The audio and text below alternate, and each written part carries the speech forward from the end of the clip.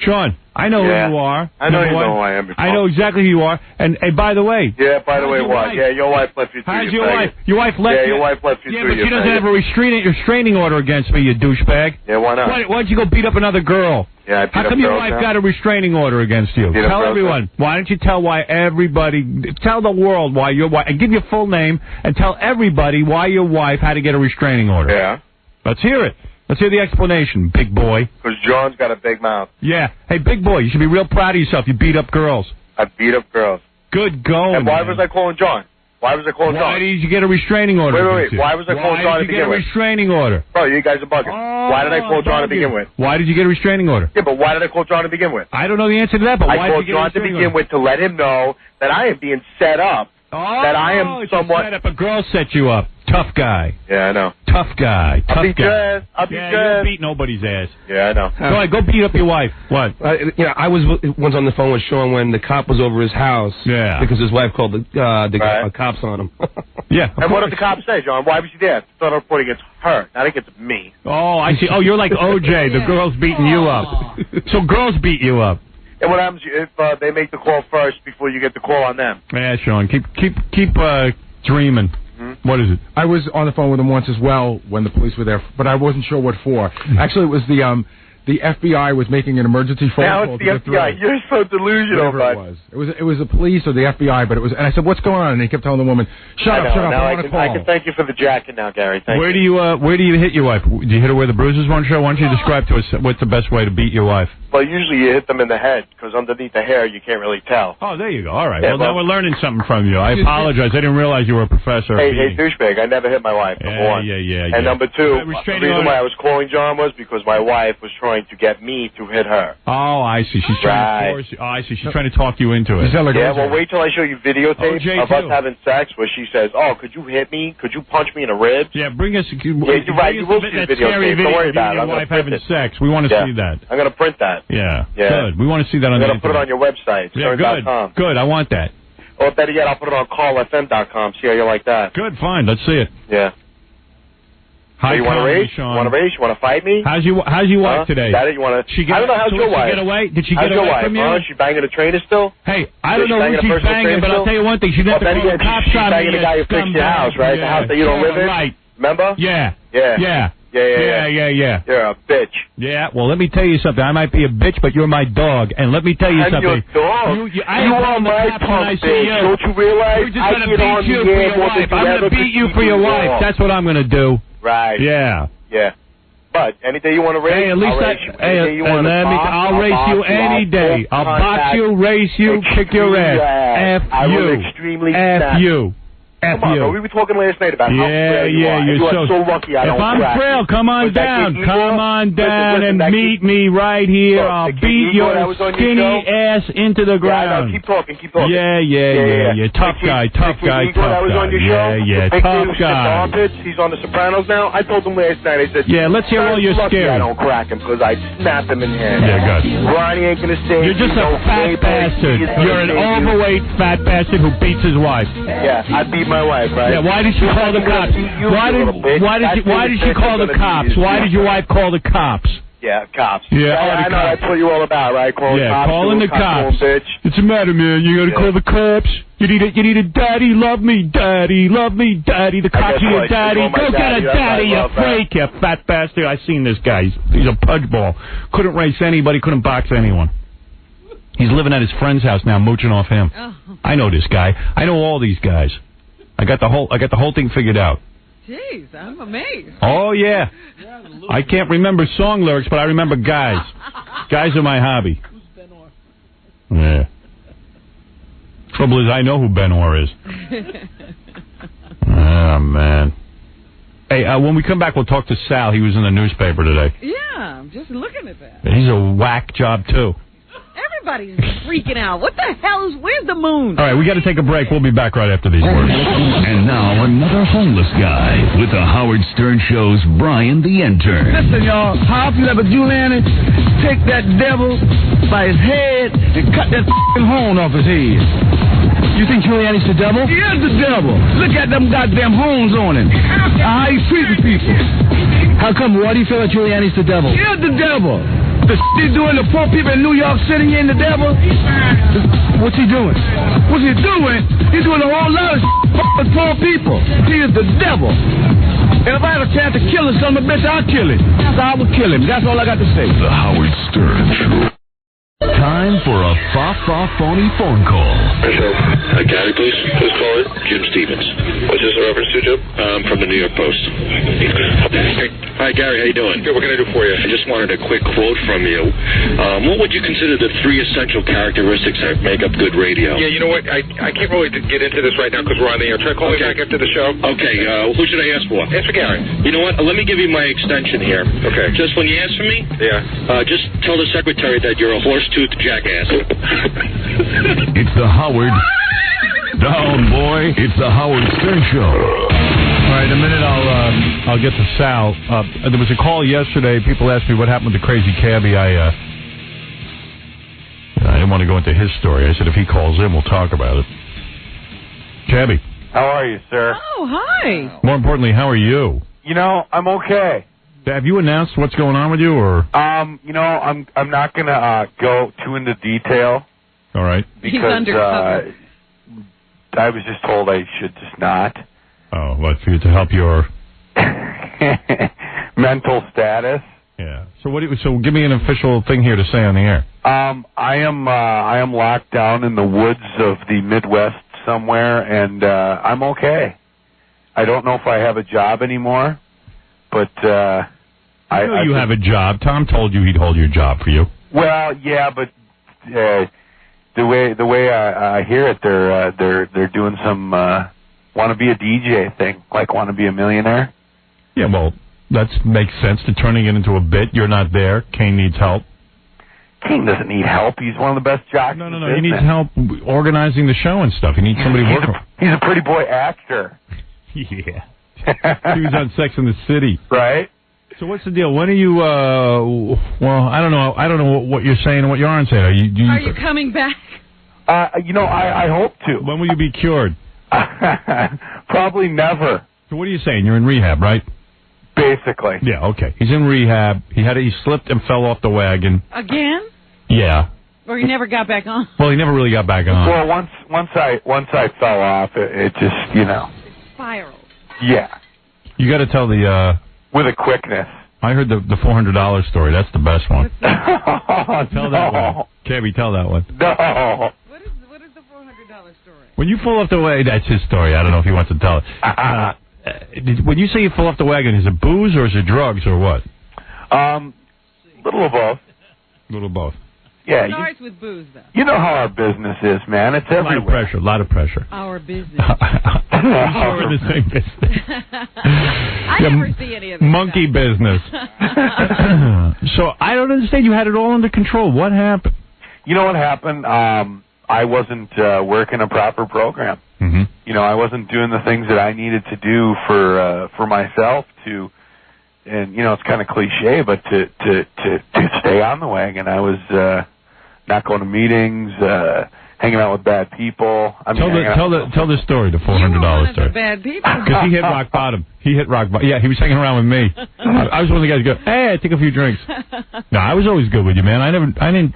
It wasn't about whether you were trying to encourage him to drink or not. He was just hanging around with you, and you were having a good time. Drinking, yeah. Being, a loose kind of dude. Yeah. Well, see, and the thing is, I know how to control my drinking. The thing is when you think you got everything under control, and you start hanging around in those situations, and you're not going to meetings, it looks so tempting, and it looks like you think, oh man, just like you guys said, well, you can have one beer, you can control it.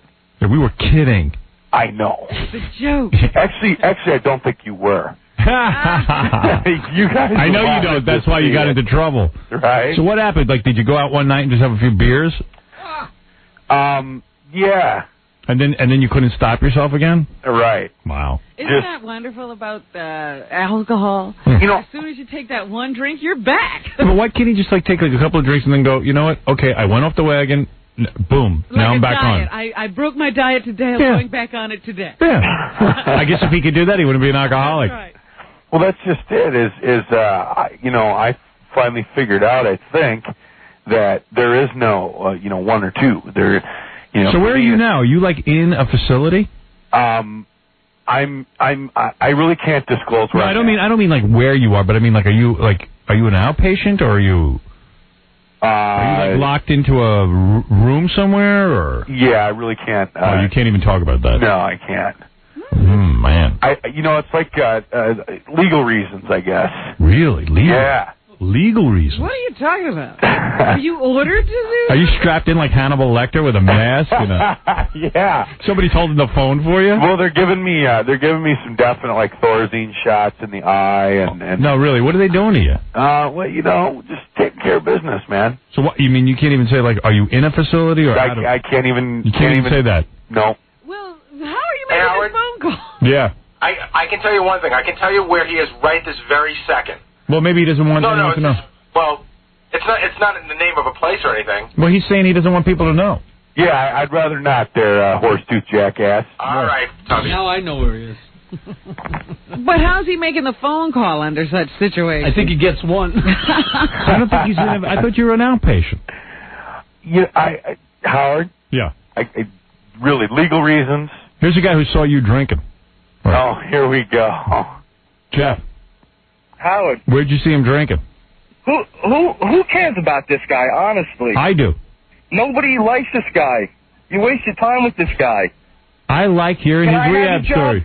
I like hearing it. I like hearing his rehab story. Apparently they're running some kind of a contest. Call in. Right. Yeah, send your tape to Kane, you little weasel. Hey, let me ask you this. Yeah. So, when we had Cabby in here, he admitted that he was adopted, and he did want to find his birth parents to see where he came from. Mm-hmm. And I always wanted to do a show where you find somebody's parents. Reunite people, yeah. So we're very close to finding the parents. I know, that's pretty exciting. I heard about that. All we had to do is get Cabby to sign a piece of paper to allow us to go further with our search. Right. And you didn't sign it for like a week. Well, you know what happened Horse-Tooth Jackass there said, yo, you come in and you could sign it. And I'm like, all right, well, I'll be in. So every day I'd show up. He wasn't there. And your wonderful new crop of interns, which I might add are very beautiful. He has a typical, like, loser mentality. Right. Here's the deal. I asked him to come in and sign the paper. I can't come in tonight. Kane and I are doing a show from the Meadowlands. Great. Come in early on Thursday. He comes in. He sticks his head in the office, says, is Gary here? And they go, no. Doesn't ask if I'm coming back or anything. He just goes, okay. That's a lie. Doesn't leave a message. Did you tell anybody to say? I told him. I said, tell Gary I'm in the Jock Lounge and I'm here to sign that paper. No. And of course, in fact, Benji was the one that he spoke to. You don't leave a note on my desk. Hey, Gary, I was here. You weren't. Call me. Hey, the next day you can't find him. After the whole blow up of going in people's offices, I stay away. You just don't know how to like function in a business environment, which may be good for what you do for a living. Well, anyway, he signed a piece of paper eventually. Oh, yeah. He finally did. Right. Okay. So it was sent out yesterday. I FedExed it yesterday to where it has to go, and they say that I will have an answer within 2 weeks. Oh. But now here's the deal. That doesn't mean we may find some people that may not want to find him. Right. But we are going to find some people soon. Well, when they hear he's crazy Cabby, I'm sure they're going to want to meet with him. Yeah, he has a problem. When you tell him I'm not rich and not famous. Yeah, why don't we just tell him that he's Brad Pitt or something? Change his name. I mean, we're going to play the game. We're going to bring in 2 sets of people with the real set, and Cabby's going to have to guess who his parents are. Okay. That's going to be great. Now, I got a question. Go ahead. If I get them right, if I pick the right ones... You win a trip to San Francisco. No, you get to keep them. I don't win like $10,000 or something. I could use the cash a lot more than I could use a trip. Tell us the $400 story. Yeah, tell that story. It's so great. I can't. Cabby, tell it. You know what? I'll tell it in person. It's much better in person. It's one of the greatest all-time radio stories you will ever hear. Yes. But you know what? There's also the funny thing that's going on around here is now that he's gone, people who were, keeping stuff silent to themselves are talking, and it's like, oh, you lent him money? I lent him money. Oh, you lent him money? I lent him money. Dude, everybody lent me money because I didn't make any money. Like, I gave him $50, and I'm, No, but he borrowed $400 from somebody. Right, stop it, Howard. Well, you got to tell this story. Tell this story. Come on. No. That's my story, and I'll tell it in person. All right. I'd rather just let me take care. You in for that. Yeah, come on, add to the show. When are you going to be back? Let me take care of my mental status, and then I'll make sure. That's a great story. It is one of the greatest stories ever. You borrowed $400 from a certain person. Stop it. I didn't borrow it. Stole it? It was in advance. Yeah. All right.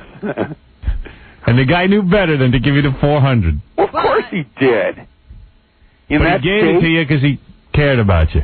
Yeah, right. You fooled him because he's easy to fool. Oh, man. So I think I'm going to be back around Halloween.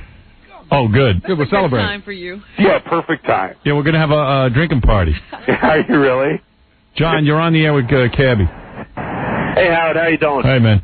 I got a question and a comment. First, what's the status of his employment with K-Rock? I didn't catch that. I think he's still employed. Yeah, it's politically correct now to let people go to, like, rehab and still keep them employed. Yeah, you can't fire them. Right. It's like fat people. You can't fire them anymore. Well, you got to try to get them well before you can fire them. There's some DJ. I was just reading a thing about a DJ. Gary gave me an article. Where was the guy from? Wilkes-Barre, Pennsylvania. Wilkes-Barre, Pennsylvania. He sued a radio station because he got fired because he said he was old and he says it was ageism. But meanwhile, the station went a whole different direction. But the guy sued and he won. Well, you know what the big thing was? After they fired him, they started running promos that said, "Hey, this station's not for shut-ins anymore." So that really told the jury that. Yeah, but so what? Yeah. I mean, they're not looking for shut-in audience anymore. Yeah, I mean, they create any fakakta kind of excuse just to keep people around. It's politically correct crap, man. Yeah, they can't get rid of them. Cabby, now your job's safe. You know, thank God. They never fire rehab dudes. It pays for you to stay off the wagon. They were just ready to fire him for playing those messed up songs, but now he got an excuse. Yeah.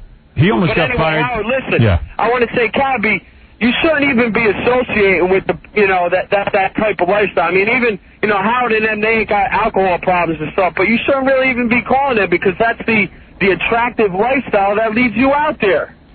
Well, no. There's normal people who do that, man.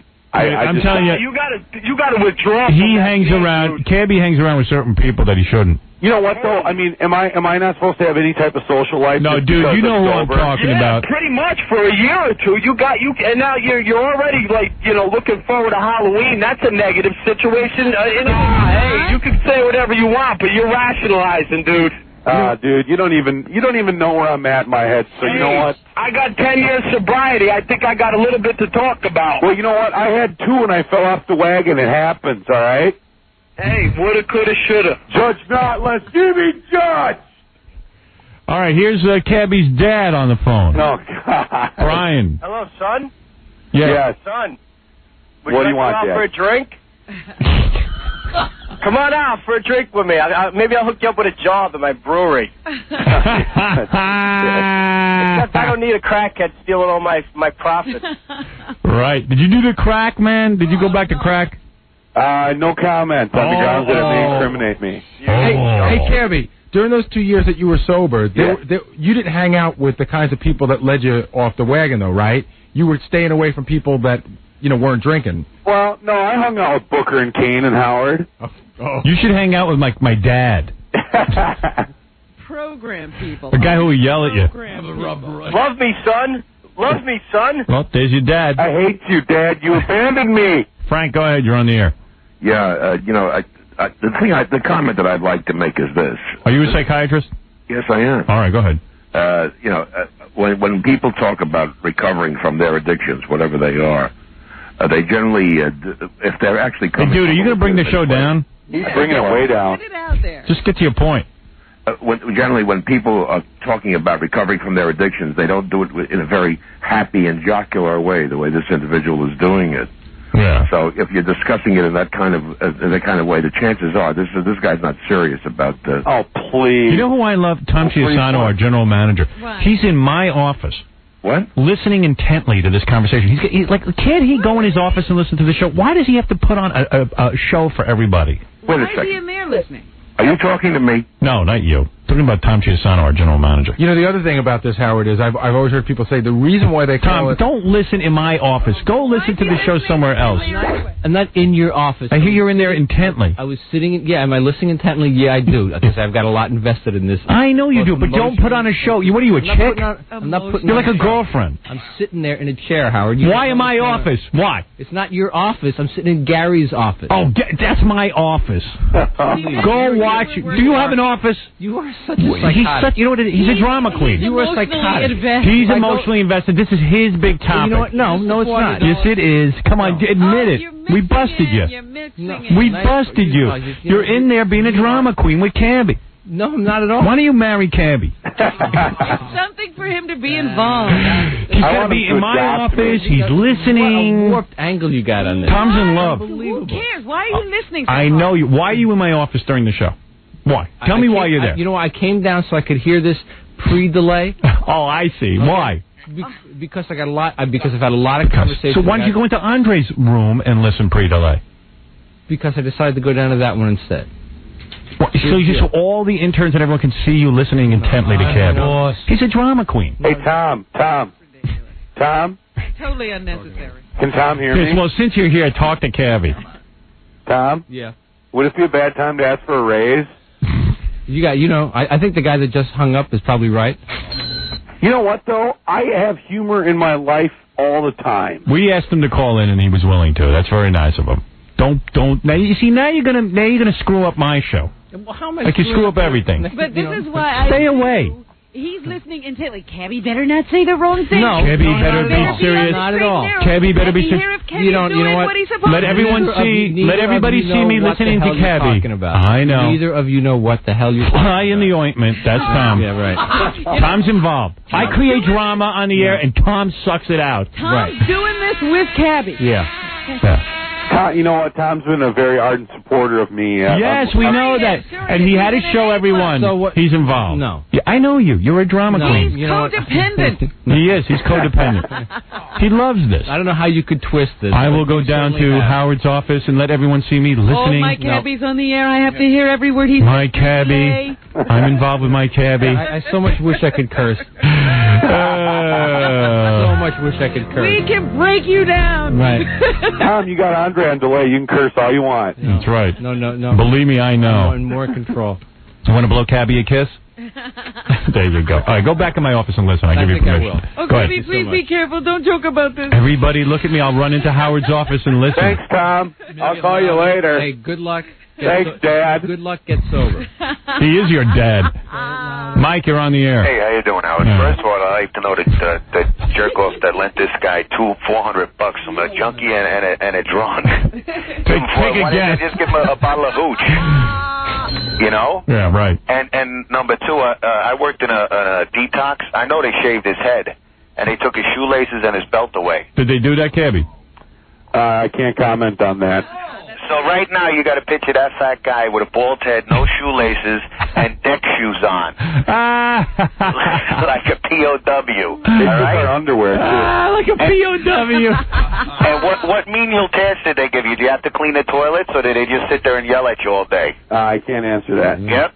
That's what he's going through, Howard. He's in boot camp. So I tell you what, I'm going to lift a glass and say cheers. And, cheers, my friend. They'll see him in about 6 months again when he relapses. All right, take care. Stay strong. Thanks for the support, sir.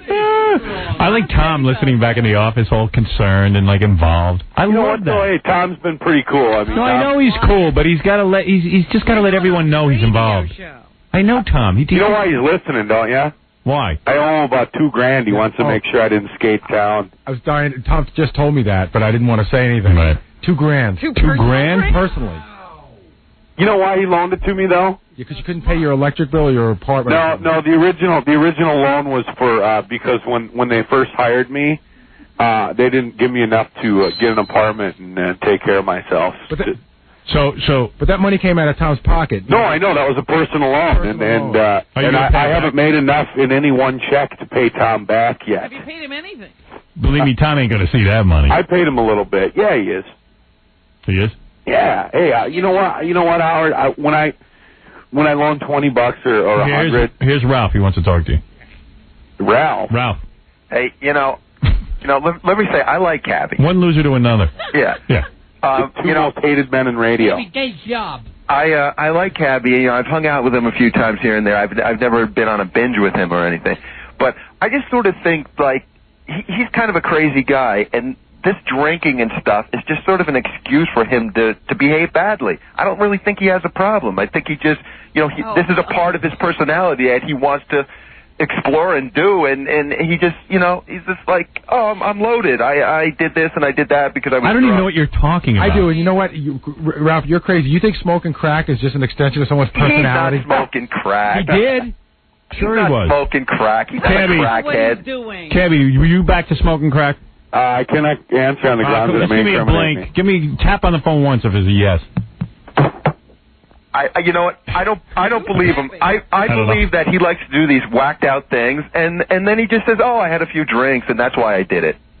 Well, that's true. There is a problem. Like, Cabby's so crazy, he's crazy Cabby, that there's so many things he does, and people are always like, well, is something really going on personally for him, or is this another stunt? Because he pulls so many stunts, so people are never sure. This ain't no stunt. No, I know it's not. But all tied into his personality. It's all about ratings, man. Ralph, I don't know what you're talking about. Thanks. Ralph's an idiot. I love you, Ralph, but come on. No, come on, Howard. You sort of know what I'm saying. I swear I don't. Dr. Homo. I'm not even sure what you're saying. Howard, listen. Ralph, call in when we talk about the Sexy Bachelor contest. You're better with that. He's we were talking about pretty guys. I got the worst show in the history of mankind. I got the funniest message from you on my answer machine when you called me to watch it. Yeah, you got to play that. Yeah. Funny. You got that? You got that handy or not? Yeah, I think I do. Wait. All right, you got to hear this. Let me find it. Hold on. Talk to Cabby for a second. All right. So does Ralph fawn over your messages? Yeah, he saves them. Does he really? Like Cabby doesn't. He's got like an archive. Yeah, Cabby, why don't you call Howard 900 times? You know what? Hey, Ralph, I've called him a couple times, so, A couple times? Howard's like, oh, my God, the guy's called me again, like the 600th time. Howard, since that one time when you said, hey, Cabby, calm down, have I stalked you anymore? No, you've only called like once or twice a day. Yeah, thank you. You're down to 2 times a day. And now that he's like on, whatever he's on, it's like, call me on this number. Call me on this number. It's a secret. There's always a different number. His phone numbers are like on a roulette wheel. Then I call and it's his girlfriend's number, and then there's a secret other number. That's what I'm saying. He likes to be involved in all these wacky things. Yeah. It's all about ratings, man. Keeps people interested in it. I do what I can. Here, wait, I found it. Hold on. Good. 8:24 p.m. Douchebag. Put on, you home, man? Put on Fox, Channel 5. This is the gayest thing I ever saw. The world's sexiest bachelor. You never watched it.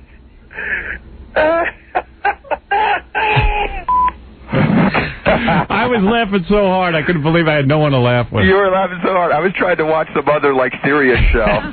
I couldn't believe it. It was just, you got to hear these guys. Here, wait. Wait.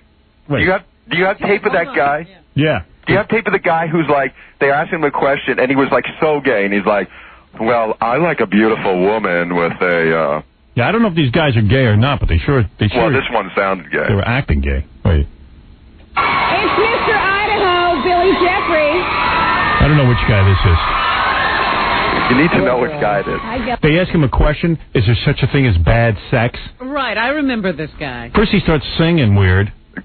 There are a lot of guys out there now who all try to sing like In Sync or... Yeah, that was weird. This is a white guy, too. Gotta get back to some gay bashing. Because he's so...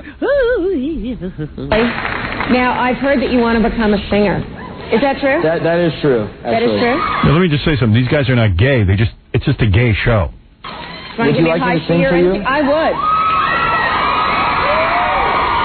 Excuse me, he's singing for me. Hold on.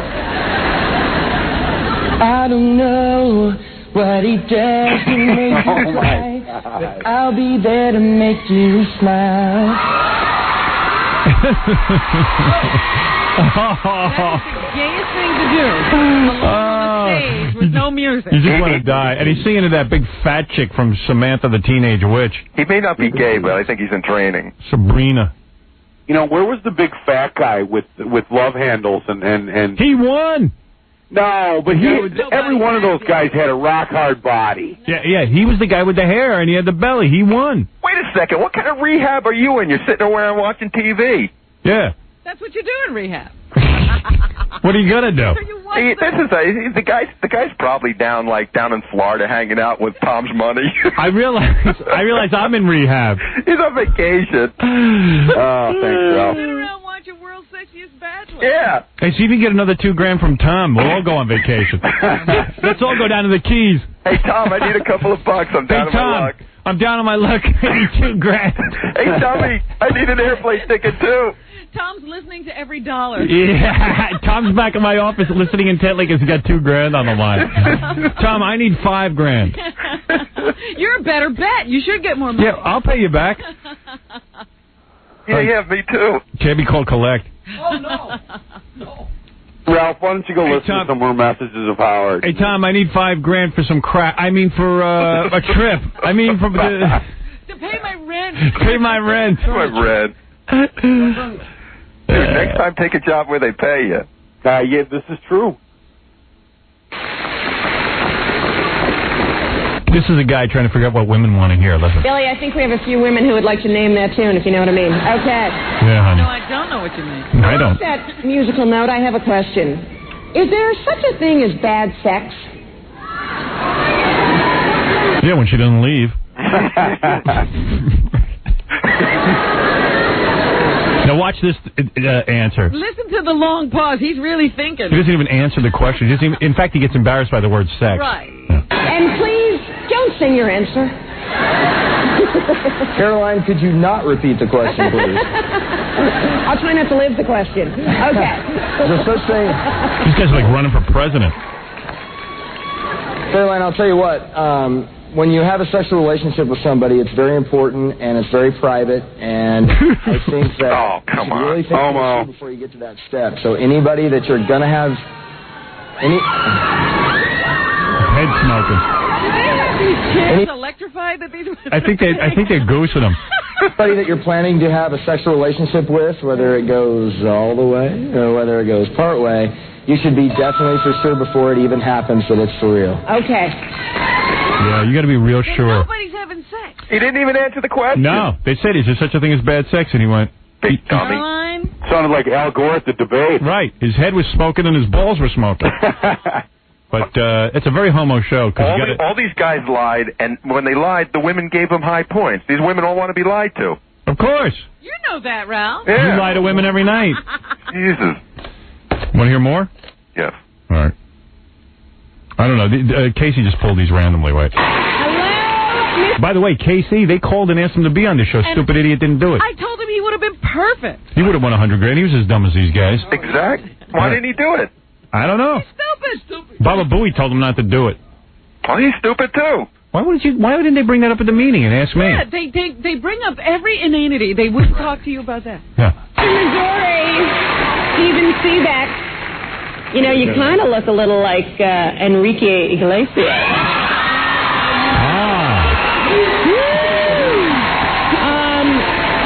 I understand that when you were in the 5th grade, you were quite a hero. What's that about?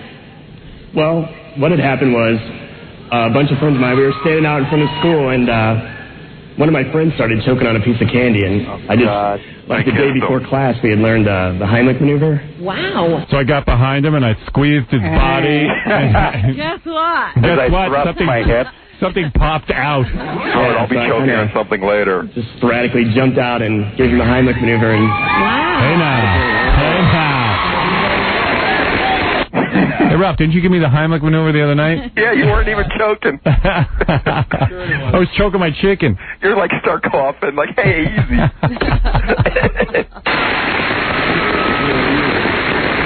Men underestimate what a gift it is to save a woman from choking on a candy. It's huge. Okay. She's annoying. I choked on a junior mint. Yeah, how do we get rid of her? Yeah, What is she talking about? I don't know. She's just rambling. Get the ugliest woman to host this. All right, Stephen. A female friend offers you sex Do you risk changing the friendship or go for it? Never want sex. No, who'd want that? Who'd want sex?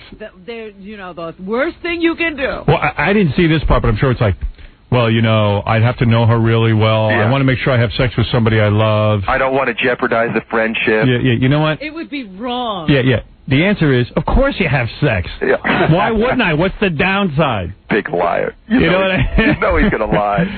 I'd mess around with her seat and then get another friend.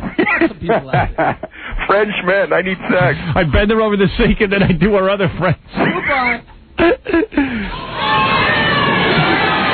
It would have been great if they had one honest guy there. Yeah, none of these guys told the truth. Yes, I would bang her and her friends. No, because if she's my friend, I don't feel that that's an appropriate question. So, if she was a friend, I don't think that's an appropriate question. So I don't think I would have. Okay, that's fine. Oh no, I would. I would never. I don't feel that. Excuse me, I don't feel that's an appropriate question. Yeah, that's disgusting. That's have horrible. sex. You're saying have sex with a woman who's your friend? I don't want to have sex with a woman. I mean, with a friend.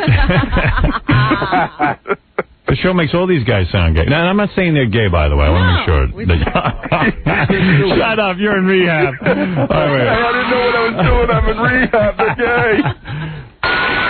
A girlfriend makes you a romantic dinner. It tastes terrible. Be honest. Would you eat it? Yes, of course. I'll eat anything. As long as there was sex involved. She doesn't want to have sex with me, does she? She's my friend. No question about it, yeah. Oh, he's gone. Yeah. Oh, these are so funny. KB, let's pretend you're on World's Sexiest Bachelor, all right? Let's say a guy lends you $2,000. Do you pay him back? Do you pay him back? Or do you buy crack? Eventually you pay him back when you make enough money that you can still survive and pay him back. Okay, so you're never getting paid back, Tom. Why, it's Mr. Illinois, Matt Thomas. The thing about this is there were guys representing each thing. There were 51 contestants. Right. Oh, it's so funny. There's only 50 days. Have a Mr. DC, Yeah. Ken, I have a question for you. After how many dates do you feel it's appropriate to be intimate, and why? Never. I never want to be intimate with a woman. I believe it's up to the woman. It's not up to me. You got to find something that chicks will dig. Every guy wants to get laid on the first date. Right. Yeah, please. What I would say is I want to get laid on the first date, but usually I play it so that they think I'm not that interested. I want to get laid right away, but I'll wait. Waiting sometimes is cool because then they think I like to play hard they think you're a better human being. I like to play hard to get. Right. I'll lie a lot to set them up. No, instead he'll be like, I don't think it's appropriate. I don't think that's a decision that I could make myself. I think that it's up to the lady. I don't want to manipulate her. Man, I'd be so on. I like a nice hand release during the appetizers. I know this audience is at a game somewhere. They're not. Are we talking all the way? Or? I think these are the same people cheering on Jackie's album. You buy it from somewhere. I think they just went out and got a bunch of drunk broads. Ushered them in. I'll tell you, Caroline Ray, by the second drink, usually I like her hand in my lap. If I try to find a table that has a tablecloth.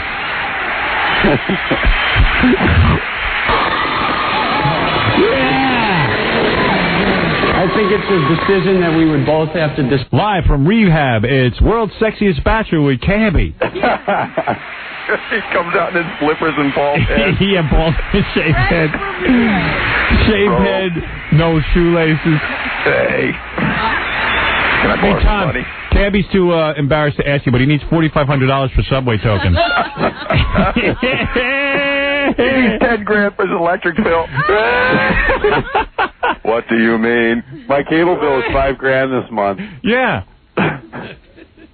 Just can't seem to make ends meet. You got $2,000 out of Tom? That's beautiful. How'd you do that? That's great. You know what? I did it, and I didn't even know the guy. That's how nice the guy Tom C is, and I'm not just kissing his ass. Yeah. It was. You sound like you're on the World's Sexiest Bachelor. Trying to get a date. Yeah, you got the money already, be honest. No, and as far really cool. as You how helped me out. You helped me get an apartment. I would make sure that it was 100% okay with her and she was ready. Okay. Yeah, you gotta make sure the girl's down with it. I don't like to use condoms during sex. He's going to stop and discuss it.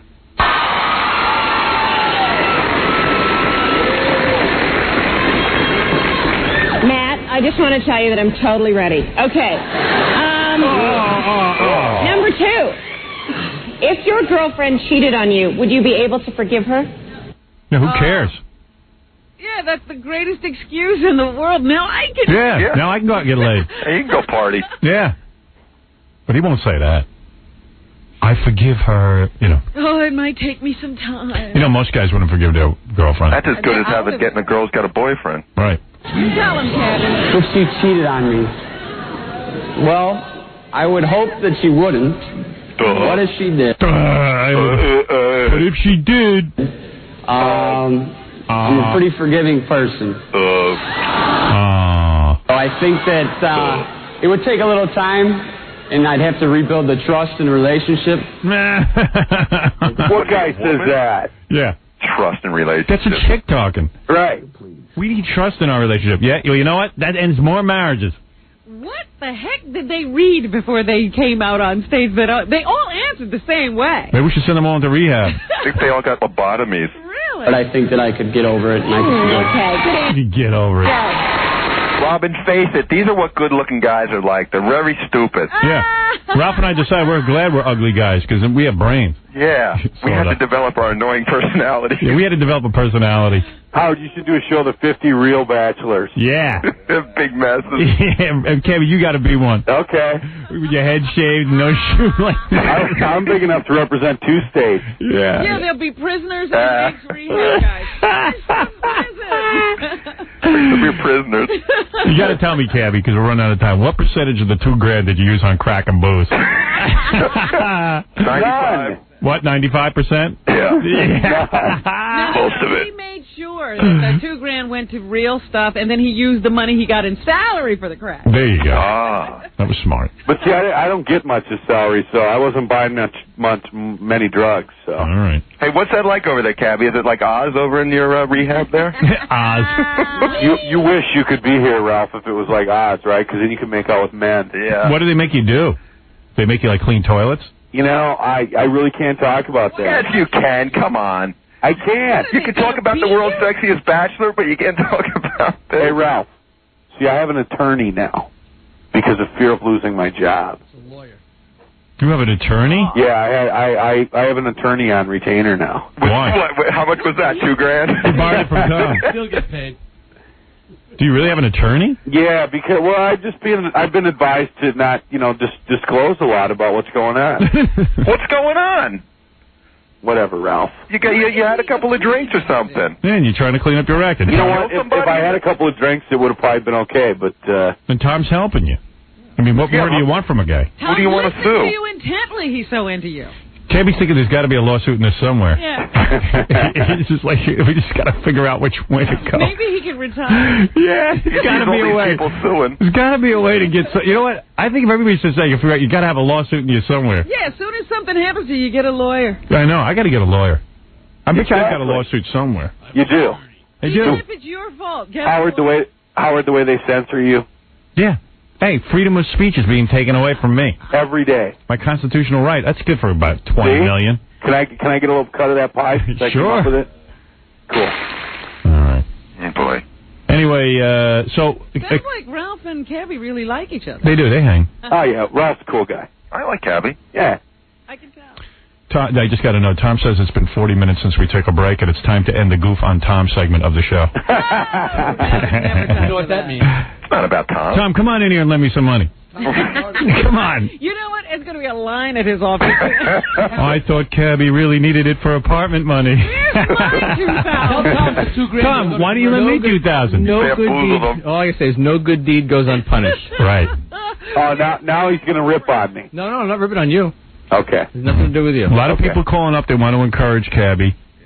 And hey, Tom, I need to make a car payment. Tom's an enabler, but the rest of us know not to give you money. Yeah, what is it? Tom enabled once. Right. You will never lend him any more money? No. There was Tom enabled him once. The first was not enabling. All right. Can I ask a question? Yeah. Tom, did you buy the crack, or did you just give him the money and he bought it? I went with him. I went with him to make sure it was a get a good stuff. It's not pure. What did you do? I want to make sure he wasn't overpaying, so I went with him. Yeah, you don't want him to OD. Exactly. Yeah, and he knows a guy who doesn't cut it too much. Exactly. Now Cabby's going to sue him for lending him money. Right. Good stuff, cheap. Cabby, I think you could sue Tom. He should have lent you that money. Yeah, he knew better. Right, he knows better. Should know what it meant. We can prove in court that he should have known better. I should have known better. Never in my wildest dreams would I ever think of suing Tom. Yeah, because he thinks he can get another $2,000. How about Mel? No comment. He's got another $2,000 in him.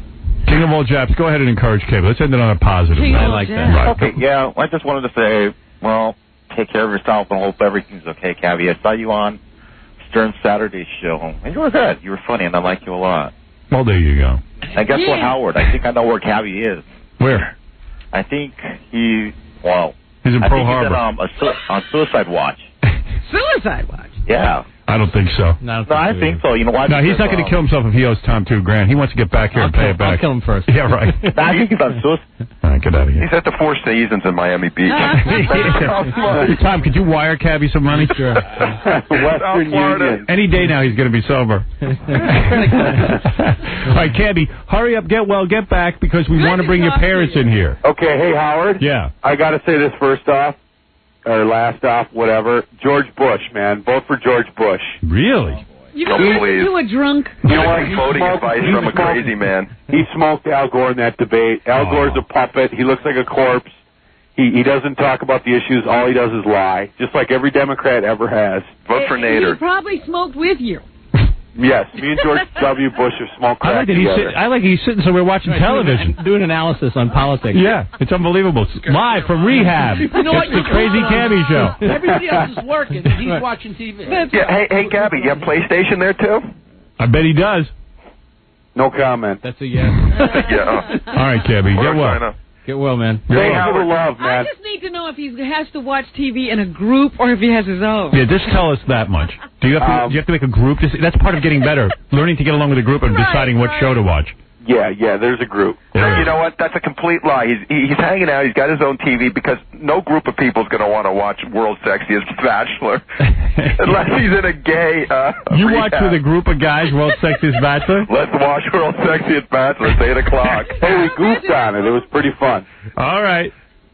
Hey, Howard, before I go, you got to get Casey in and find out why he didn't do that show. Ralph, I got a break. I know, but get him in later. I want a program. It wasn't Casey's decision. I'll tell you, Howard, during the break. It's very boring to the audience. All right, well, not to Ralph. All right, because I think he wants to see him in the bathing suit competition.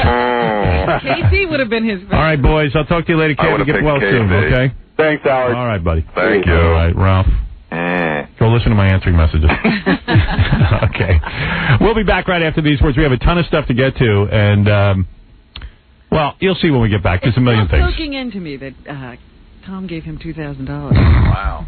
Tom's a pisser, man. Man, that's going to take a while for me to absorb that. Put my headphones back on. Go ahead, put them on. No, Robin just said she's still trying to absorb that you gave him $2,000. That's the half of it, right? But you know, there's more to it. Tom squeaks. But I ain't talking. I know stuff, but I ain't talking. Squeaks is so tight. I like Tom. Listen, Tom didn't realize. He didn't realize. Okay, in his defense, he didn't realize. No, Tom, right? You didn't realize. When he first came is when I made him the line. All right, there you go. Doesn't matter. Tom's done some incredibly generous things here. I mean, Very no, I'm generous talking guy. about like. I just wish you wouldn't sit in the office and grandstand. Remember when Grillo was here? That's so not. I know you. No, you know I'm right. No, you're wrong. I know you're wrong. I need to go into the office to listen to the show. He's listening to his money. It puts a whole new I'm not even light going to explain. I don't have to explain myself. So Sure I'm you not do. going to. No, I don't. I'm just I'll do this, and I'll say it here. You ran into the office to show everyone that you're involved with You're Cabby. going to say what you're going to say. So You could have easily run into Andre's little room, but you didn't. Yeah, you didn't have to let us know you were listening. You had to let us know. You had to inject yourself. You know, I was about to explain myself, and I'm not going to It's do it. not even worth it. Right, We're just going to call you out on it. Yeah. Whew. Hey, Cabby, here's $2,000. Hey, what's that little glass pipe? But you know what? Right. You know, like, when Grillo was here, Tom sent Grillo to his dentist because Grillo didn't have a dental plan. And I remember one time Tom was really pissed off because Grillo just didn't show up, and Tom got charged for the appointment. Right. Tom gets taken all the time, is what you're Is saying. that true? Remember that? That is true. That's so wrong. Oh, man. I didn't know you weren't this easy a touch.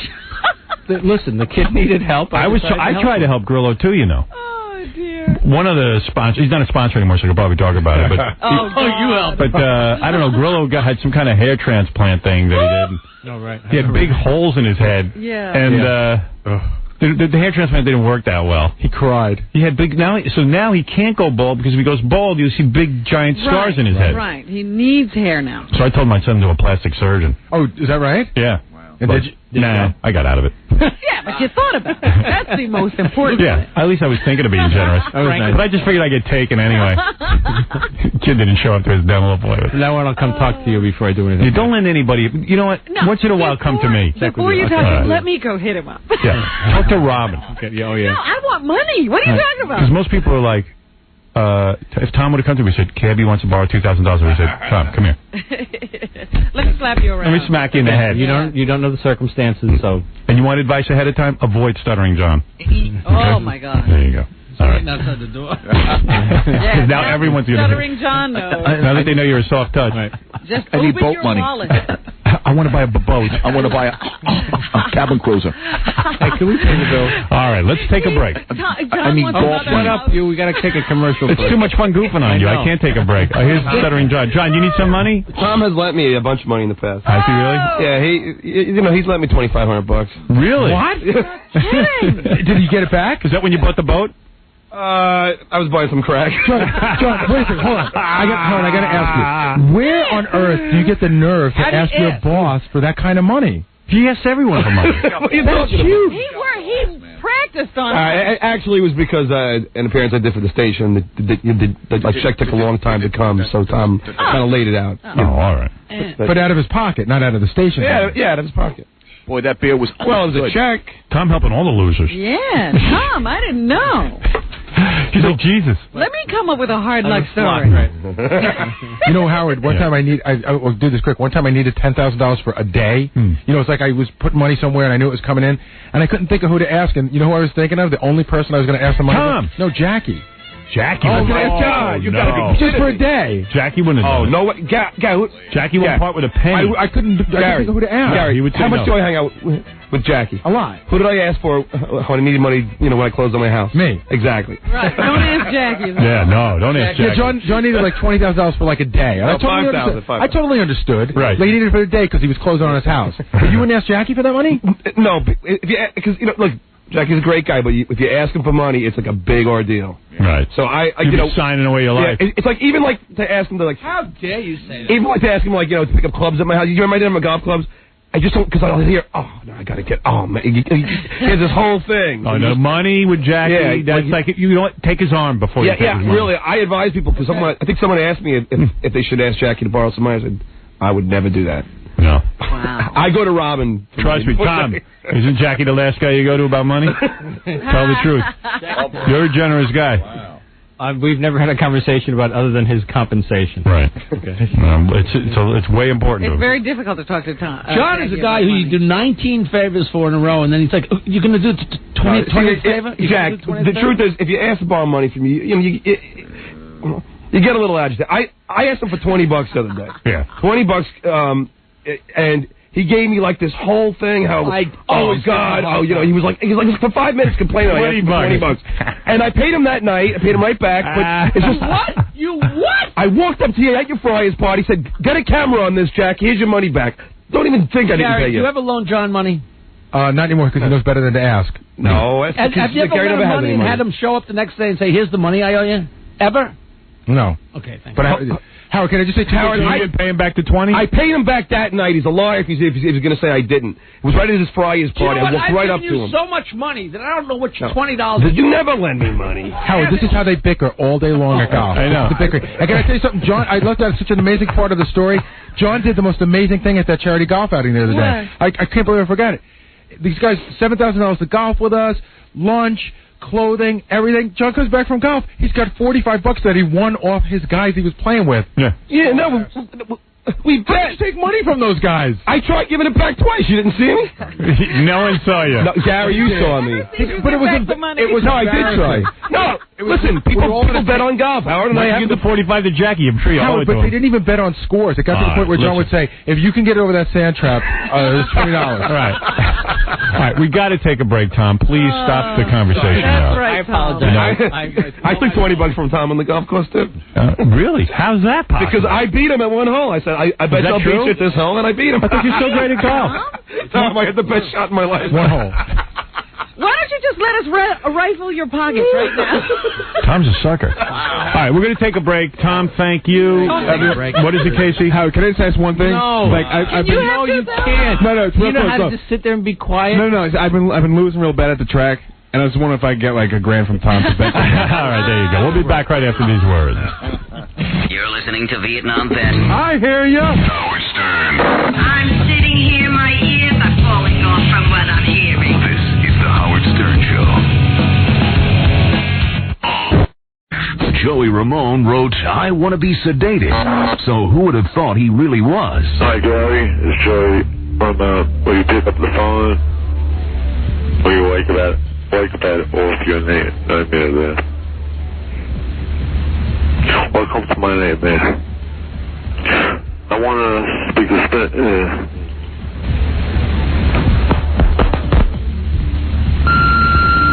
The preceding message was brought to you by Jack Daniels and Mr. Jim Beam. You're listening to a man who falls apart from just looking at a liquor ad. Howard Stern. Hey, Jackie, way too many Heineken Martling this Saturday, October 7th at the Chicago Theater in Chicago. Friday and Saturday, October 20th and 21st at the Riviera Hotel on the Strip in Las Vegas. For information and F-Jackie MP3 clips, visit jokeland.com. It's all there. I have to give away a trip to San Francisco, courtesy of the new reality TV show Arrest and Trial, hosted by Brian Dennehy. I also have to give away a $1,500 gift certificate to Sharper Image, courtesy of TBS. Sal the stockbroker is in the newspaper on page 6, the gossip column here in New York Post. So let's get him on the line and talk about this report. Sal, you there? Sal. Good morning. There he is. Jackie, your CD sucks. Nice. Let's move on now. All right. Jackie, you going to let that go? Sure. All right. He's just like his wife. It's pretty funny. All right, here it is. Stockbroker, Sal the stockbroker, kisses off rocker. Gene Simmons. Who's a dick. Take it easy. Let's tell the story first. Couldn't be you. Gene, I'm just trying to still figure out, did you get a lawyer about this? Yep. I'm trying to figure out how crazy Cabby has a lawyer. I'm trying to figure out, what is his... he screwed up on his job, so he got a lawyer? Yeah. Guys do that all the time. You read about that in the paper. I don't understand how he did everything wrong. We hired him here, gave him a job. He doesn't show up for work. He's late. He breaks the rules.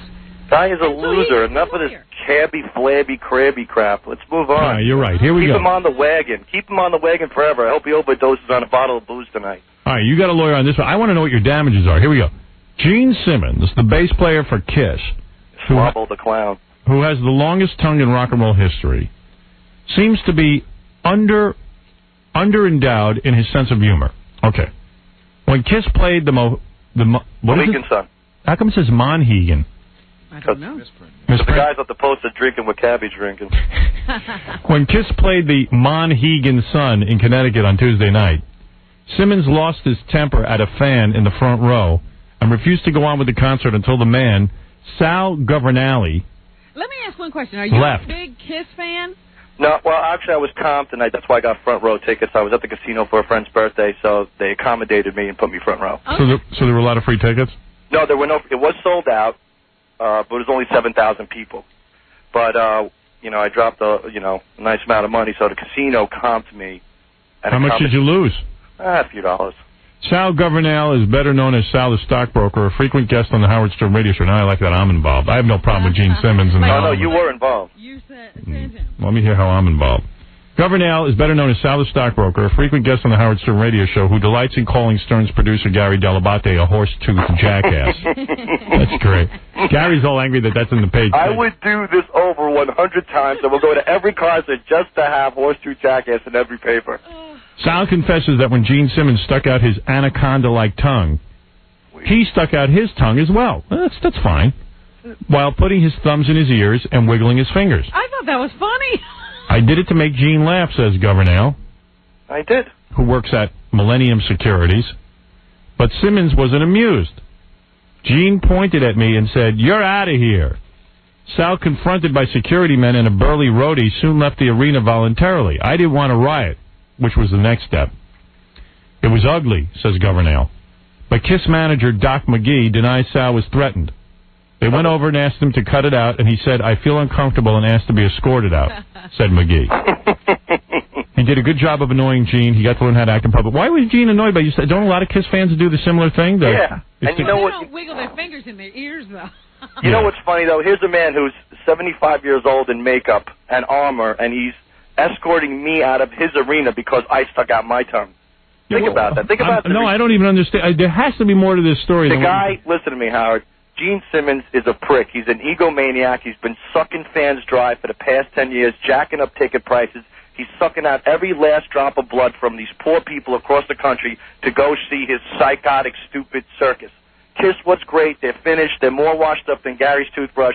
And it's just a shame that here I am, a fan. I'm one of the most loyal fans. Hello? Oh, yeah, I'm call waiting. I've been to over 10 KISS shows. I spent numerous amounts of dollars on KISS merchandise.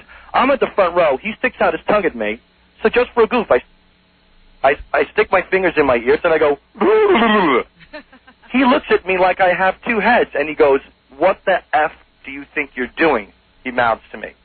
And I went, "What?" And he turns around. He gets a security guard. He points to me, and he says, "Get this guy out of here." So the security guard comes to the front. It does seem incredibly lame. It's super lame. There's a show going on. They're still in the middle of a song, right? I'll tell you what I'm going to do, because I got to figure this out. I'm going to get Gene Simmons to call in. Hold on. And I'm going to put him on with you. Hold on, Howard. Let me finish the story. Gene's got to have something to say about this. Listen to me, Howard. Think about it. I'm at the front row. What could I possibly have done? I've made no obscene gesture. I didn't give him the finger. You read in the paper what Doc McGee said. Right. I made a funny face. I taunted this man's ego. He felt undermined. It was his house. It was his arena. And I wasn't thrusting my fists in the air like a typical fan. All right, here's Richard. Richard, what do you think about this? I worship Sal. He's the greatest guy in the world. And why don't you make him a part of your show and give him an air shift? What? Oh, how silly. What an idiot. This guy washes Gary's teeth for a living. Right. Anyway, so Howard, let me quickly sum up the whole thing, please. Gene violently goes in the back. He gets security out. It's KISS security versus arena security. Arena security says he does not have to leave. This man has done nothing in violation to the code of the arena in any way, shape, or form. So KISS security goes, well, we want him out of here. Gene says he's out, and he's out. So arena security comes to me and goes, look, Sal, we'll move you a little bit out of Gene's way. He'll think you're out of here. Just enjoy the show. And I'm thinking, why should I do that? I've been compensated by the casino tonight because I lost money. I want to enjoy the show. I'm a KISS fan. So I do that. I comply, and I go back a row. Well, when Gene decides 3 songs later to come to my area... I don't think you were compensated. You were given a... Oh, a comp from the casino. What does comp stand for? Is it a... It's a compensation. Compensation, short for comp. Have you heard of a casino? Is it a compensation, though? Yes. Oh, a casino comp, which is short for comp. I'm just trying to... Complimentary. What are you I think it's complimentary. Howard. I was compensated in a complimentary manner. You're complimentary. Holy cow. All right, go ahead anyway. You go ahead. So anyway. Right. So anyway, I decide to go forward to the front row again when Gene decides to come back into my area. So when Gene looks at me, I didn't do anything the second time. Oh, this was the second time? Yes. Because arena security said to me, you do not have to leave. Right, so then he spotted you again? He spotted me again and hit the roof. How does a guy doing a concert have time to spot He's more consumed with me. He doesn't care about anybody. He's more consumed with me. And may I say something? If he does call in, let me tell you about his ethics. There were 3 girls next to me with beautiful bosoms, I may say. Right. Standing next to a girl who was 4 years old, and Gene was egging them on to drop their tops in front of a 4-year-old girl. Now, that man should have left the arena. Tongue and all, his cheesy makeup and his stupid arm and his song. Oh, this is Sal on fire. Gary, you're on with Sal. Go ahead. Hey, my name's Gary. Yeah. Basically, I don't know what Sal's talking about because, I mean, not liking Kiss or going after Kiss is, like, un-American, man. I love Kiss, you idiot. Listen, man, anybody with a name like Gary apparently doesn't comply and understand what I'm trying to get at. I am the biggest Kiss fan in the world. I was caught in the crossfire of a Hollywood egomaniac. It has nothing to do with Kiss. What is it, Big Black? Yo, I read on the internet that Sal remembers something called the Kiss Army. Right. I'm a big Kiss fan. I've been a Kiss fan since I was 7 years old. I love Ace Frehley. I've hung out with him. We've had drinks. Listen to me. So why are you antagonizing? So what are you going to do? I'm not Does anybody understand how what's going on? His tongue out the same way Gene sticks his tongue out. For the record, I love Kiss. I support Kiss. I spend money on Kiss. I am a Kiss fan. Go ahead, Jason. You're on with Sal. Howard, same thing happened to me. Brendan Bernardine a couple of years ago. Peter Criss was singing Beth. Some dude wanted to get his girlfriend closer to him. He's waving, jumping up and down. He stopped singing. He goes, yo, dude, chill out. I'm trying to sing a song here. He's a performer. He should keep performing no matter what happens. Waving, blah, blah, blah, whatever. Maybe. Listen, Howard. Yeah. Ron, go ahead. You're on with Sal the Star. Hey, by the way, Howard, you can read all about it at horsetoothjackass.com. There's more details? Everything. Go ahead, Ron. Don't use the F word. Okay, hey, one more thing, Howard. F Baba Booey. All right. That's real original. All right. Anyway, so Howard, so the second... So how are you going to sue? What are the damages? Listen to me. I was discriminated against over the fact that I made a funny face. And let me tell you something. What is the damage? Tell me what kind of money you want. The damage, humiliation, embarrassment. I was threatened. You haven't even heard the rest of the story. Who threatened you? Let me get to it. Why do you think I left the arena, Robin? Let's put two and two together. I did see in the story you say you felt uncomfortable. Why do you think I felt uncomfortable? Tell us. Okay, I will tell you. The second time Gene spotted me, okay, he flipped out. He grabbed, not a roadie, but an innocent guitar tech and threatened to fire that guitar tech if that guitar tech did not get me out of the building. The guitar tech lunged at me, was stopped by 4 security guards, and screamed at the top of his lungs that I will beat the crap out of Sal right now and drag him out myself unless he leaves. Now, keep in mind, I'm front row, and arena security is baffled. Apparently, I've done nothing. They go, why does he have to leave? This man has done nothing. And the guitar tech goes, it doesn't matter. Gene wants him out, and he threatened to fire me if he doesn't leave. I will kill this man myself. I am not going to lose my job over this. So the security restrains this man, and I say, look, I don't want this guy fired. I like Kiss. I don't want to cause him, because now Gene's got his arm crossed on stage. He's not even playing his song. And really? Yeah. In the post it said the show wouldn't go on. He pointed to me, pointed to the door, and Gene with a real nasty grin goes, bye-bye. Like it was a game to him.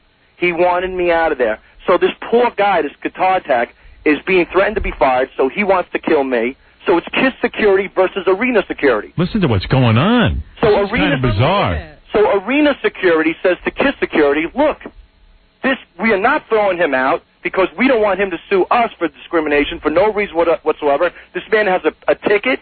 He's a paying customer. He's a client. All right, so who are you going to sue now?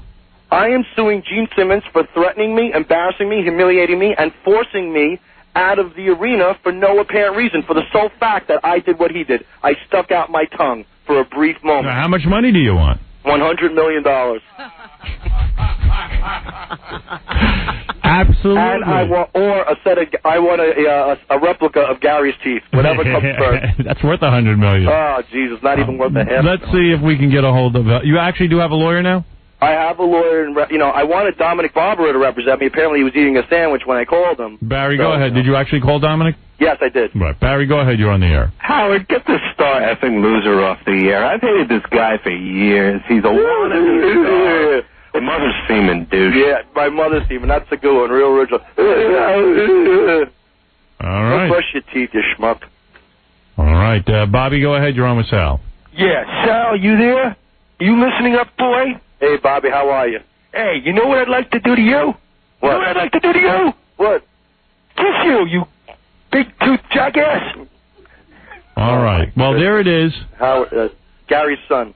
Let's go to Frank, who says he was at the concert. Howard. Yeah. I was in the front row of that show, and I see this guy. Well, I'd never seen Sal the Stockbroker in person, so I don't know really what he looks like, but there was this guy who was definitely antagonizing to the max. And he did create a scene, and, you know, I don't know if that was Sal or not, but there was definitely a scene made, and the guy was giving the finger, the guy was, like, saying, "You're washed up," the guy was yelling at the top of his lungs. That sounds more like Sal. It does, absolutely. I mean, you know how he loves to get a rise out of Gary. You're saying Sal was heckling? That's what the guy lives for, to get a rise out of people. And think realistically. I mean, you think that kids would really care if all the guy did was, like, you know, stick his fingers in his ears? Hey, Frank, can I ask you a question? Sure. If I stuck my finger out and jumped up and down and said, "You're washed up," wouldn't that prone the arena security to stop me? And also, the arena security. How the hell is Frank? I don't know, you know, what how does Gene Simmons hear all this? I mean, you're on stage. Who cares? How far are they away this day? Frank, your earplugs were a little bit too tight that night. You're not listening to me. Yeah, perhaps. If I did something to antagonize you Simmons, were being obnoxious. Just no, I wasn't. You are to Gary. I mean, you were jumping up and down. You were saying Gary's a different story altogether. I mean, it could have not even been you. It could have been somebody else. It wasn't me. I did not listen. If all right, Sal claims he didn't do that. Craig, go ahead. Hey, how you doing, Howard? Yeah. Love the show. Thanks. And I just want to say I'm so happy that someone made fun of Gene Simmons. I'm a huge Kiss fan, been that way since I was a little kid, even though I don't care. But, you know, it's just not right. And the man does have a large ego, even though I'm the biggest fan in the world. Well, we'll never get to Hey, Are you Howard. going to get Gene Simmons on the phone? Hey, Howard, can I say something to you? You can't get him tomorrow? Oh, tomorrow, yeah. I want to be in the studio tomorrow, mano a mano with Gene Simmons. All right. The tongue versus the stockbroker, and we can explain the story. And I want an on-air apology, and I'll drop the lawsuit against him. All right. But Then let me tell you something, though, Mike Howard. says he was there. What is it, Mike? Hey, what's going on? Yeah, I was at that show the other night, and Sal the Stockbroker was there, and he did nothing wrong. He was a gentleman. All he did was just make a few faces, and Gene Simmons flipped out for no reason. All right, well, there you go. Sal says he will drop the lawsuit if Gene Simmons comes in here and face-to-face makes an apology. You know what the problem is, Howard? What? You know what the problem with Gene Simmons is? He doesn't like to be upstaged. Sal stole 30 seconds of thunder from his show, and he did not like it. Right. And it was just out of line. It was unwarranted. All right, well, there it is. We have the whole story, and we'll see how this thing proceeds. Howard. Legally, Howard, can you just throw somebody out of your concert if you don't want them there? I don't know. I don't know the answer to that. It seems legally nowadays you can do anything. I got it, because what if you want to throw a black guy at a concert? Is that legal?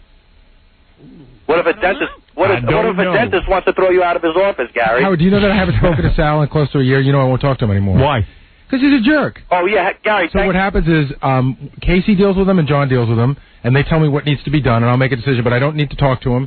And he calls me, and he actually tries to help me with stuff. Like he was telling me to get out of certain stocks, but I have no need for him anymore. Right. Like I've gone from being amused by him and being able to take his stuff to being genuinely disliking him. Gary, it only took you 5 years to dislike me after me putting down your teeth in your face, you stupid idiot. What's the matter with you? Nothing. That's because your brain cells are in slow motion. Anyway, Howard, look, you built your whole career on ridiculing Hollywood egomaniacs. Right. I was caught in the crossfire of egomania. You know, that's the whole point I of it. will get Gene Simmons to at least, Gary will call Gene him. Simmons threatened to kick your ass, too, once, Howard. You're Don't such a forget victim, about that. Sal. I'm such a victim. I was caught in the crossfire. You were acting like a jerk at a concert. Stop it. Go brush your teeth already. My goodness gracious. Stephen, go ahead. Oh, Howard, who do you think would win a fight, Sean or Sal? And would you fight either of them? Yes, I'll fight both of them and you, Stephen. Thank you. All right.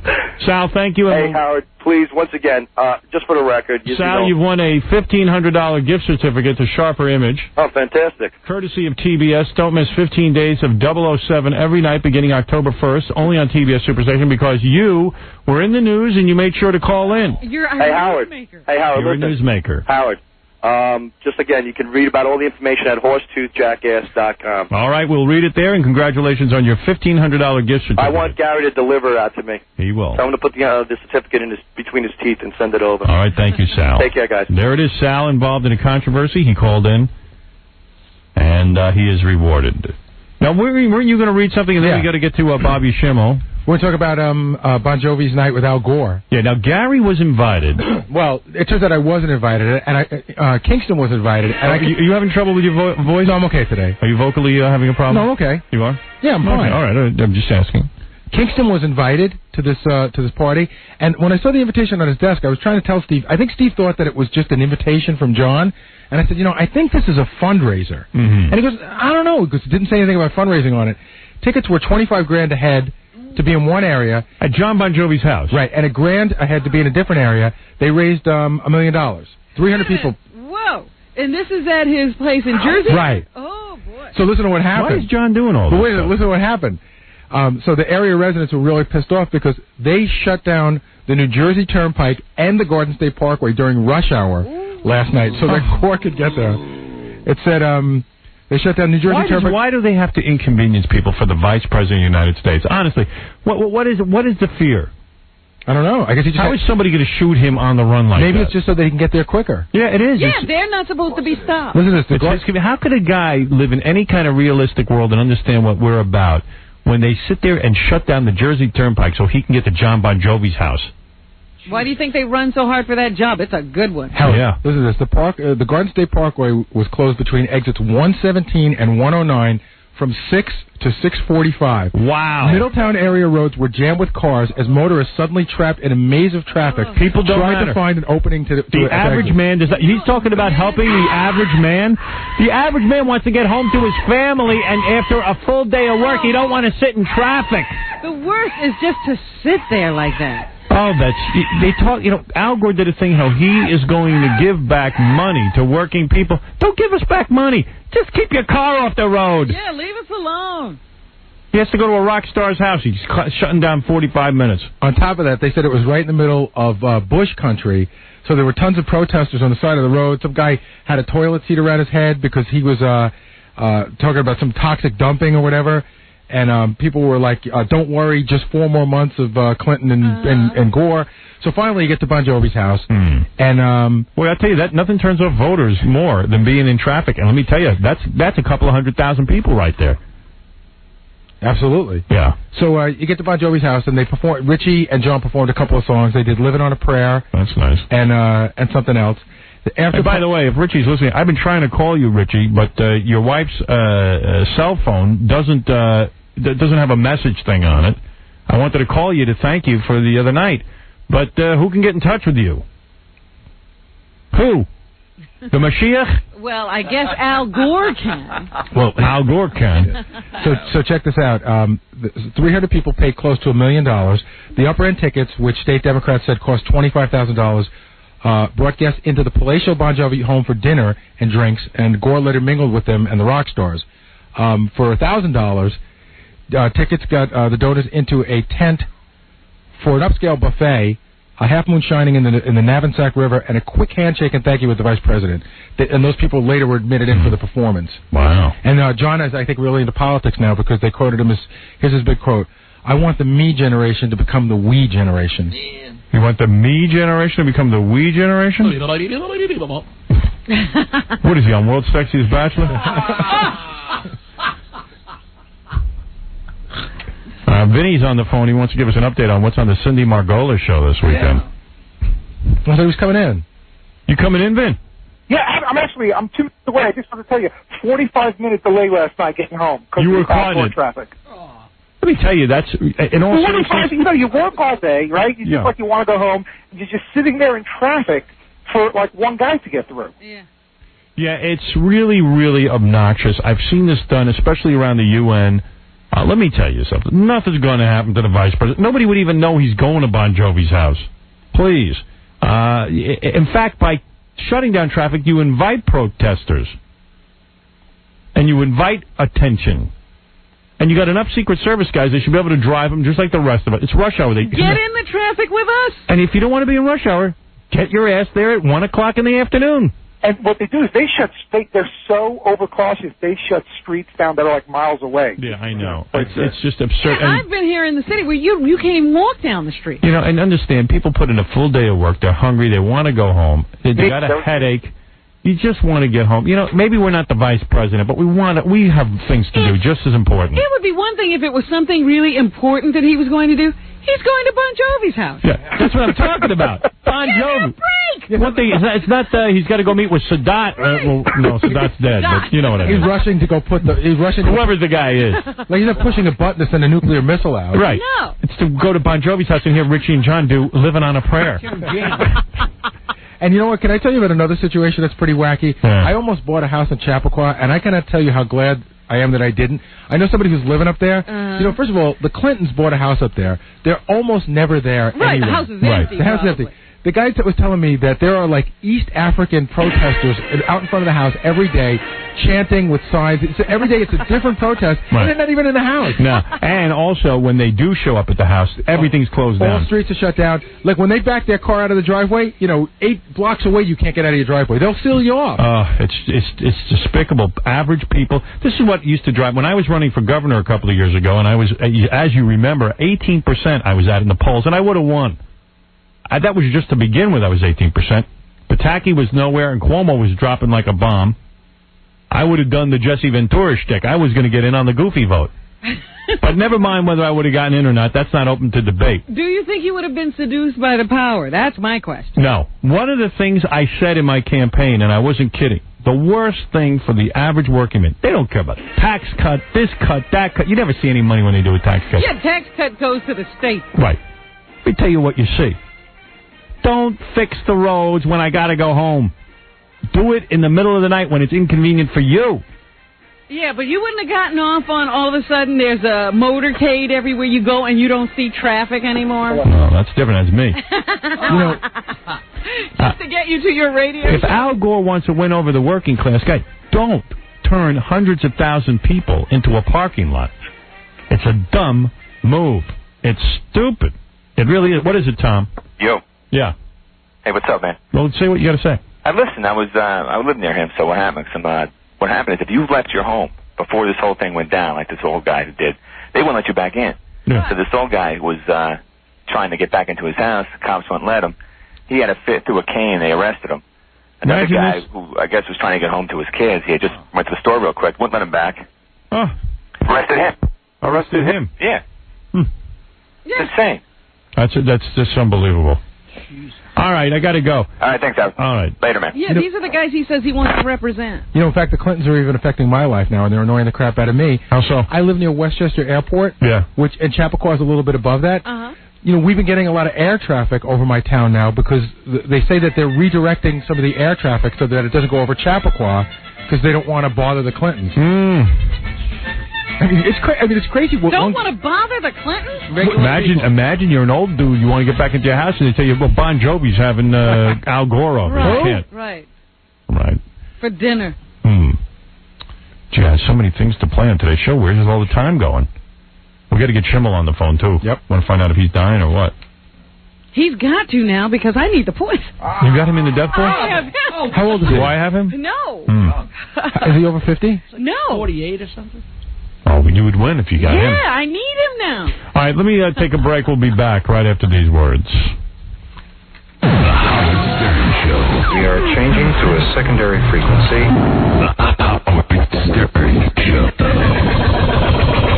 Yes, it's wonderful, isn't it? This is going to be fun. Proud moment for all Americans. Howard Stern, who for the benefit of the nation who may not know, is a New York radio personality. New York radio personality. Howard Stern. Howard Stern. The Howard Stern Show. Howard Stern.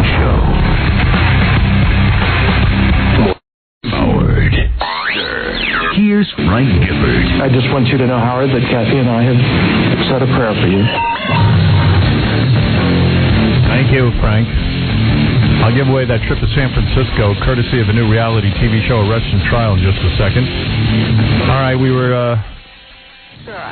Bob Schimmel wants to promote a concert day, but also the rumors of his death are completely false. He is alive. He claims he is not... Bob, you're not dying, right? I'm not dying, no. Because Robin said he must be dying. This is what happened the other day. Robin said on the air, he must be dying because why is that Fox television show not on the air? The Fox television show is not on the air because it's going to be a mid-season show like it always was supposed to be. Oh, stop it. Nah, that can't be right. It's true. You're trying to pull the wool over my eyes. They're not. Mike Scully, who runs The Simpsons and who created my show, is obligated to The Simpsons until the end of November, and he could not get out of his deal. So they said, Have you shot any episodes yet? I shot the pilot, and that's it. No production was shut down. When am I going to see it? When are you going to see it? I'll have somebody send it to you. Send me the pilot. It's pretty good. I'm it your opens friend. with me getting a sigmoidoscopy. Does it really? It sure does. Now you have to be this close to your life? Robin. Yes, you do. Does it have you messing around behind your wife's back and stuff in the show? I hope to be. Yeah. No, come on, Bob. I need your help. This is an appeal. Here's what's going on in the death pool. Yeah. Fred and the E crew just had, who did you guys have? Richard Mulligan. Richard Mulligan, which was good for 37 points. 33. Yeah. 33 points.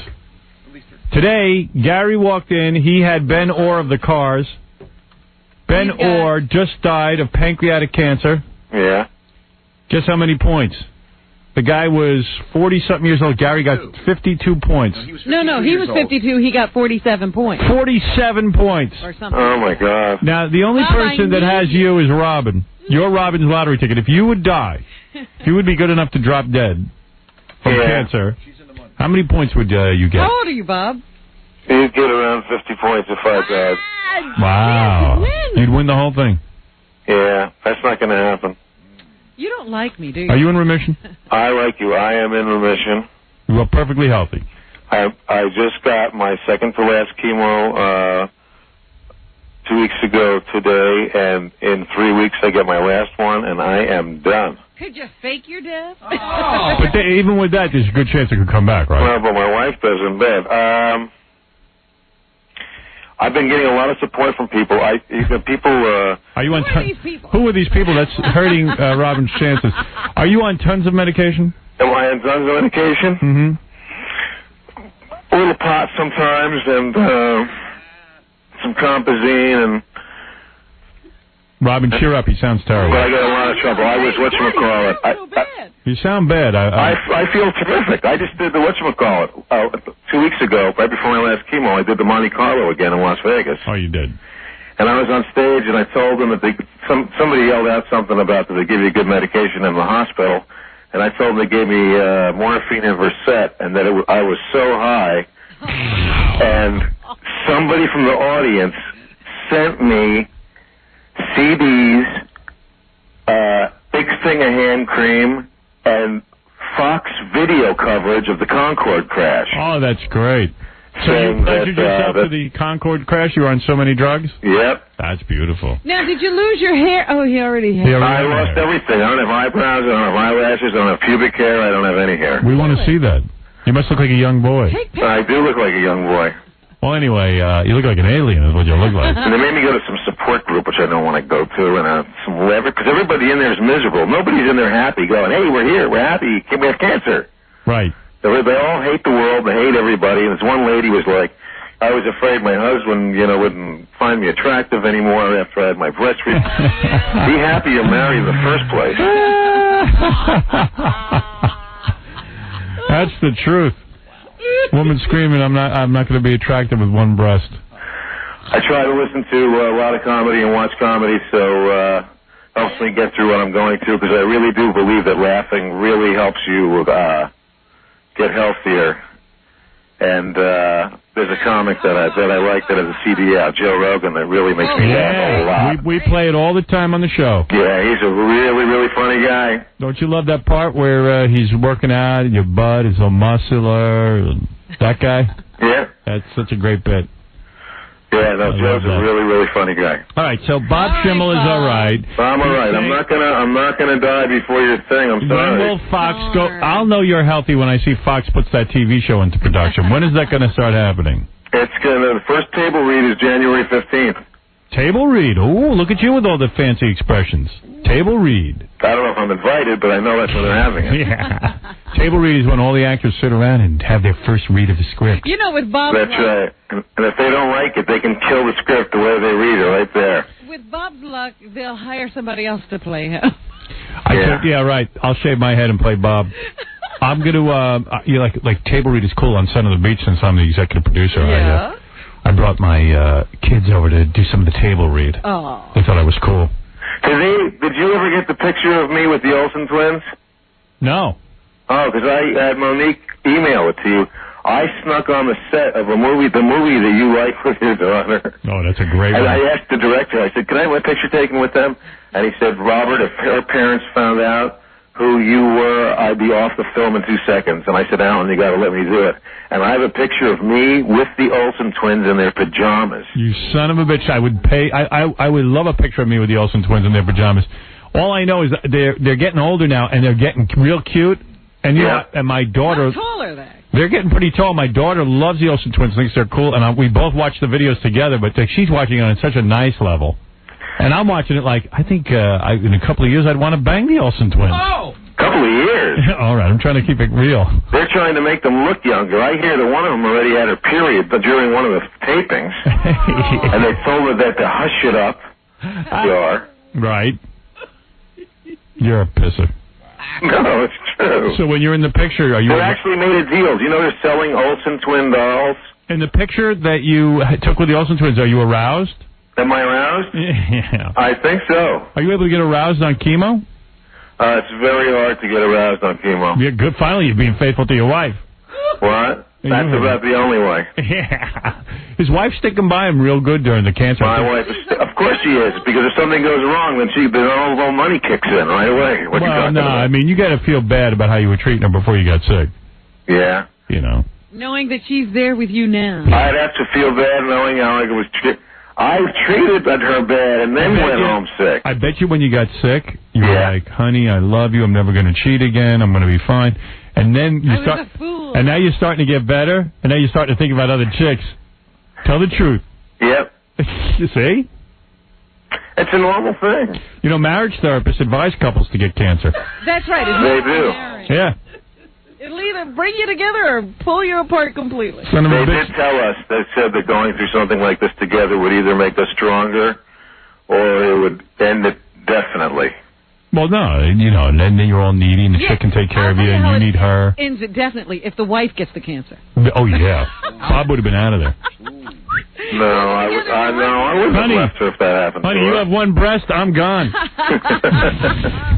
on. Exit stage left. The only way I would leave my wife if she got cancer is if I found out it was testicular cancer that she had. They're still measuring the skid marks, okay? One less breast, one less husband. Exit stage left. No more Bobby Schimmel. He doesn't even want to stop. He just wants to go. Get me out of here. Feed some family now. That's right. You have to live every day to the fullest. Once you go through something like this, you learn how important life really is. Look at Mr. Philosophical now. I'm not being philosophical. It's true. As soon as he can get it up, he's out there again. As soon as I can get it up, I'm out there. Yeah, that's right. All right, Bob. Hey, Bob. Compass, he'll be following. Are you promoting anything? Because I don't have any... I'm performing at the... They didn't give me the sheet again. I don't know what goes on out there.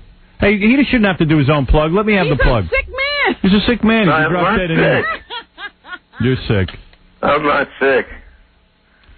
Give me the I'm doing the Comedy Arts Festival. It's in like Schenectady and Westchester and Englewood and somewhere else. It's me, I think.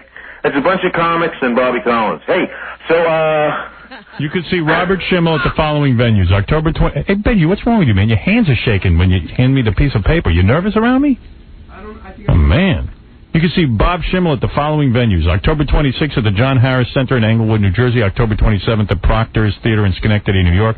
October 28th at Auditorium Center in Rochester. October 29th at State Theater in Easton, Pennsylvania. How's that? All right. I do all right? And October 30th at Shulam's Memorial Services. That'll be it right there. Do you know I have to sign a thing? Hey, let me ask you something. They asked me at the Mayo Clinic if I have a living will, and I said, why? And they said, in case something goes wrong, that, you know, Vicky can make all the choices for me. Right. I said, do you think, after what I did, that I would sign a living will with her? She pulled the plug while I was getting a root canal. Hey, let me ask you something. When you get the cancer, did you all of a sudden get religious? Like, you're a Jew, right? Yes. Did you start going to temple and stuff? Did you start praying? Yeah. Tell the truth. I did pray, but I didn't go to temple. I think that you don't have to go to temple. Wouldn't you love to hear those prayers? Oh, yeah. And what about the high holidays? You're not observing? I'm observing them. I've got binoculars right by the window. Are you gonna fast on Yom Kippur? I'm not allowed to fast. I'm on chemotherapy. Did you put a yarmulke on your hairless head? No. You didn't? You get so mad. No, but I looked at one in the storefront window. No, seriously. Did you get down on your knees and start praying and stuff? I didn't get down on my knees. What did you say? You know, God knows you don't mean it when you're standing up, so you're not fooling him when you're on your knees. Tell everyone what you said to God when you were dying. That I want another chance. You said that? There are things that I haven't accomplished yet. And did you promise God that you're going to love your wife now and everything? Hey, I don't want to go to hell for eternity. I wish I had a tape. What is that sticking loyal to my wife? What does that have to do with the outcome of my illness? Well, because then you're trying to, say, trying to tell God you're going to be a stand-up guy. I'll do the right thing. Oh, man. Okay, I don't know if you're supposed to bargain like that. If you cure me, I'll never go astray again. And then I'm going to go to the doctor the next day, and he's going to say, Bob, this is a miracle. You're cured. Totally. You say, you know what? Put me to sleep. Can I get it back just a little bit? All right, Bob. I got to go. Okay. All right, man. Good speaking to you. I'm glad you're good. Nice talking to you. Don't I sound great? Am I dying? You do sound. When's your contest over? Come in and see us. We want to see how you look. Christmas time. Christmas. You have to die before Christmas. I have to die before Christmas. Yeah, it'd be a nice gift for Robin. What is it, Baba Boohai? Do you want to wait, or are you ready to talk to Vinny about this week's Cindy Margolis show? Gotta have that. Well, so here's the deal. We have clips from last week's show. Vinny brought in the tape from this week's show. It didn't have any audio on it. You're kidding. No. He won't let us have clips? No, it didn't have... It was a bad... Maybe last week's show, though. That's funny. All right. Yeah. Hey, we got to go talk about the Cindy Margolis show. Okay. All right, Bobby. Why, what does she have? All right. Hey, I get bumped for chlamydia? Rob Schimmel. Everybody, the funniest comedian. Thank you, Rob. Thank you. Glad to see he's okay. Vinny is the guy at CBS. We're always goofing on the Cindy Margolis show because it is funny. Yeah. Vinny is a friend of ours. He's the executive on our TV show, but also, more importantly, he has to watch Cindy's show each week. That's his other show. And, censor it if there's something weird. And Vinny's job, even though Vinny doesn't like the show, he's got to go... Well, that's not true. He's got to say he likes it, and he's got to promote it. It's a great show. So we told him, come in here and promote it. Now... You've seen the show, right? Yeah, I can. You can barely laugh through it. Stop. It's very sexy. It's not funny. It's not a comedy show. Just what is it? We're not trying to be. What funny. is it? Is it a tragedy or a drama? Have you figured out what it is? It's like the Ed Sullivan show for the 2000s. Right. All right. So here is last week's show. Vinny doesn't have this week's show, but he can tell us what's on it. I watched it last week, Howard. I tuned in for 4 minutes, and I couldn't believe what I saw. Yeah, say what you saw, and I'll play clips. Now, which clip are you putting in first? I got Lance making noise. Okay, so there's a big stage of some sort, and there's this guy standing on the side of the stage. He's got war paint on his face, and he's holding a microphone. And then when they go to him, he just makes barking and dog noises. What? He was doing Bruce Lee. Oh yeah. It was a drag-themed show. What it is? Everyone was in drag. All right. Somebody here does not approve of my style. There's always music going on behind the whole show. Pumping. Well, DJ Scrabble does a lot of... It's Scribble. You watched the show? DJ Scribble. I'm sorry. And they don't know what to do on this. There's no content on this show whatsoever. It's Cindy in different outfits who screams the entire show about webkini girls. Yeah. Because she's the most downloaded woman on the web. Webkini. Are you sure about that? It's webkini. You have to watch every show. It's webkini, not web bikini. Web bikini's funnier than webkini. No, it's webkini. Because they're web and kini. It's not a comedy. Oh, right.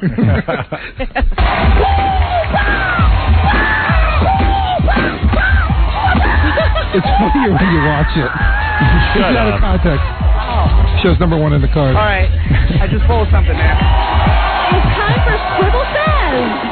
This is like a strip. I want to hear Scribble Says. That's it, right?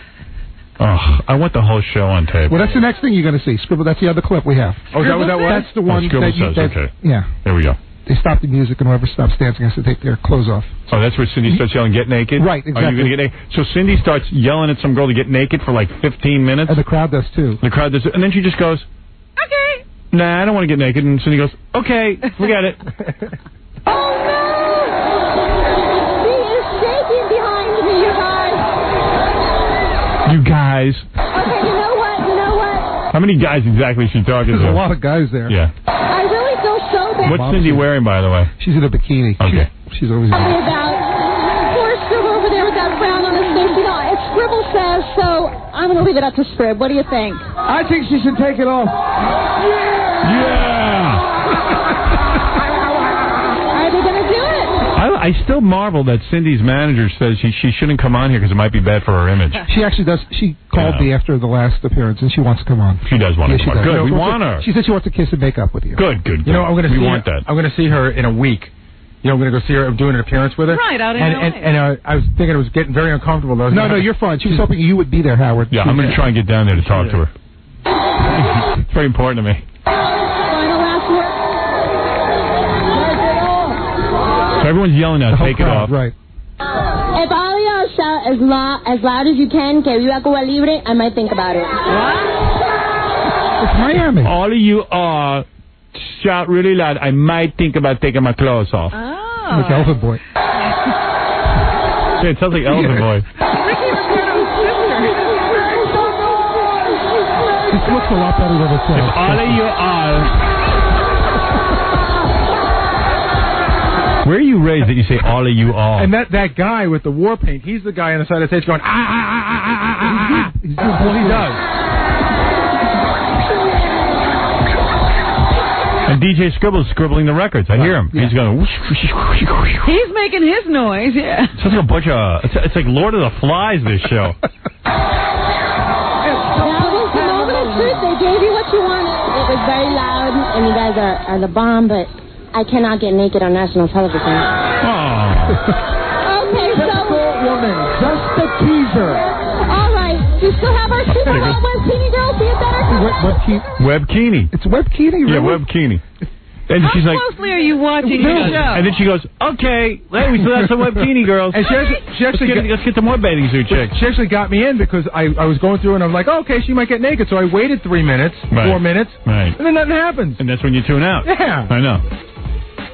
Very sexy show. Billions of dollars of technology let us do this.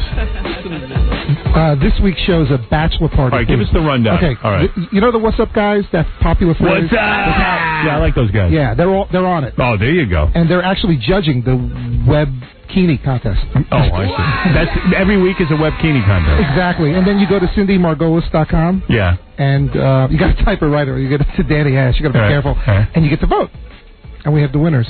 So every week that's the same thing? Every week, yeah. So every week. It's a real interactive So you're telling me the show this week is the same as last week? Well, the girls are different. All right, yeah, what is it? Hey, Howard, I don't know if Vin did it on purpose, but he brought the new tape. We're going to pull clips from it. And he brought one with no sound. No, I didn't do it on purpose. I don't think you did that. No. It's just, you know what, maybe this week is like, remember the Twilight Zone they did that was all silent? Yeah. Right. I think Cindy Margolis is getting into high art. Oh, she's going to do a silent show. It's a silent show. You know, what is it, Ralph? So what's up, guys? That's real cutting edge. You know, you gotta watch the show. Ralph, you've watched it. It really is like a train wreck. Oh, stop. I mean, it's like such a mess. There's people screaming. She doesn't appear to know what's going on. No, she's completely dizzy. Yet you're watching every Saturday. Yeah, no, you're not. And like the camera guys are kind of off too. I think they're just like busy looking at the chicks and stuff. I don't know what's going on there. It really is like. How many more weeks are you giving this thing? It's on for the next 2 months. You know what? And like you really feel dirty about watching it for some reason because it's so bad. It's like porno, you know. Like Cindy swears it's a good show. What's that? It has its place. Right. Jackie's standing over Vinny with a sign that says "bull crap." It's so funny. Poor She's Vinny. Incredibly sexy. Yeah, here's a. Got to sell this bad show. Yeah, Cindy wants to say hi. Hi, Cindy. Hi, Cindy. What are you doing next week? What are you doing? A John Bonet lookalike show. There you go. Yay! You really have to watch the whole show every week? Every week I take notes. I give notes. Yeah. Hey, Howard, who do you give notes to? Like, take us through that.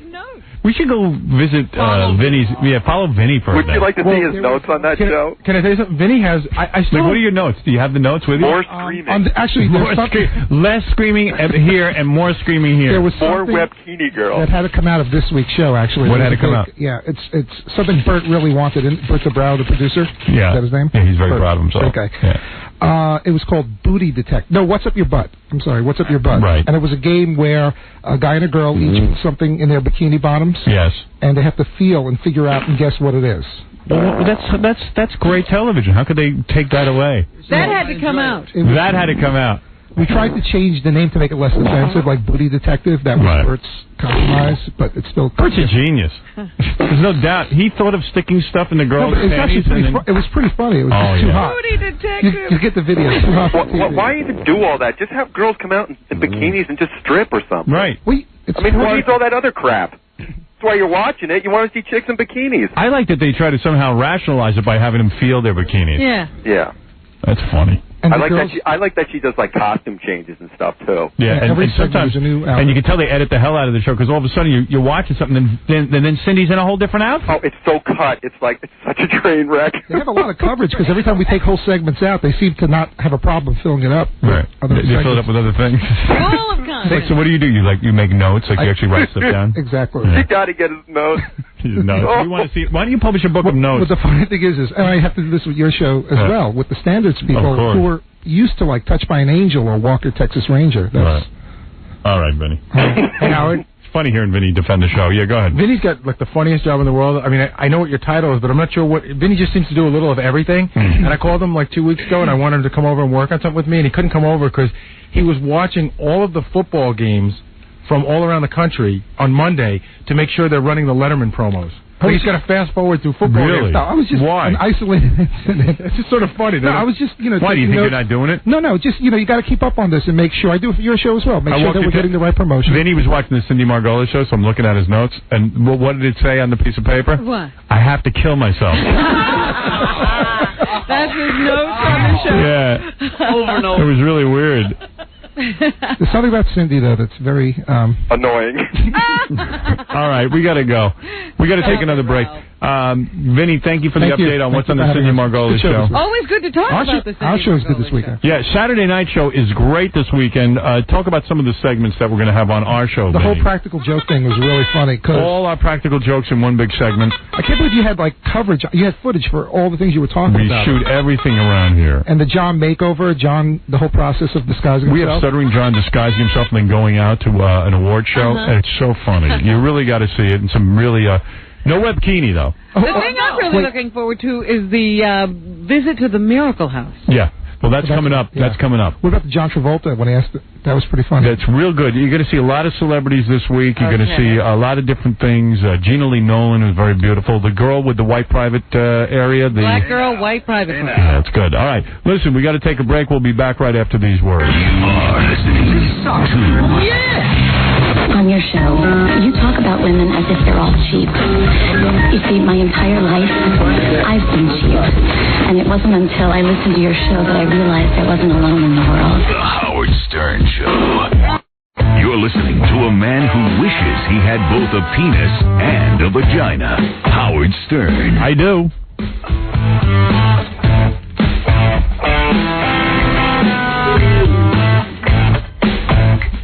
Oh.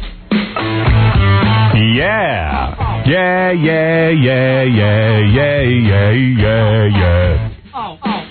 Oh. Jason, go ahead. Real quick comment, then we get to the news. Go ahead. You there, Jason? Stuttering John, you got to update the phones every once in a while for me, buddy. Jason? Nigga, please. Mm-hmm. All right, no Jason. Hey, Robin, what's in the news?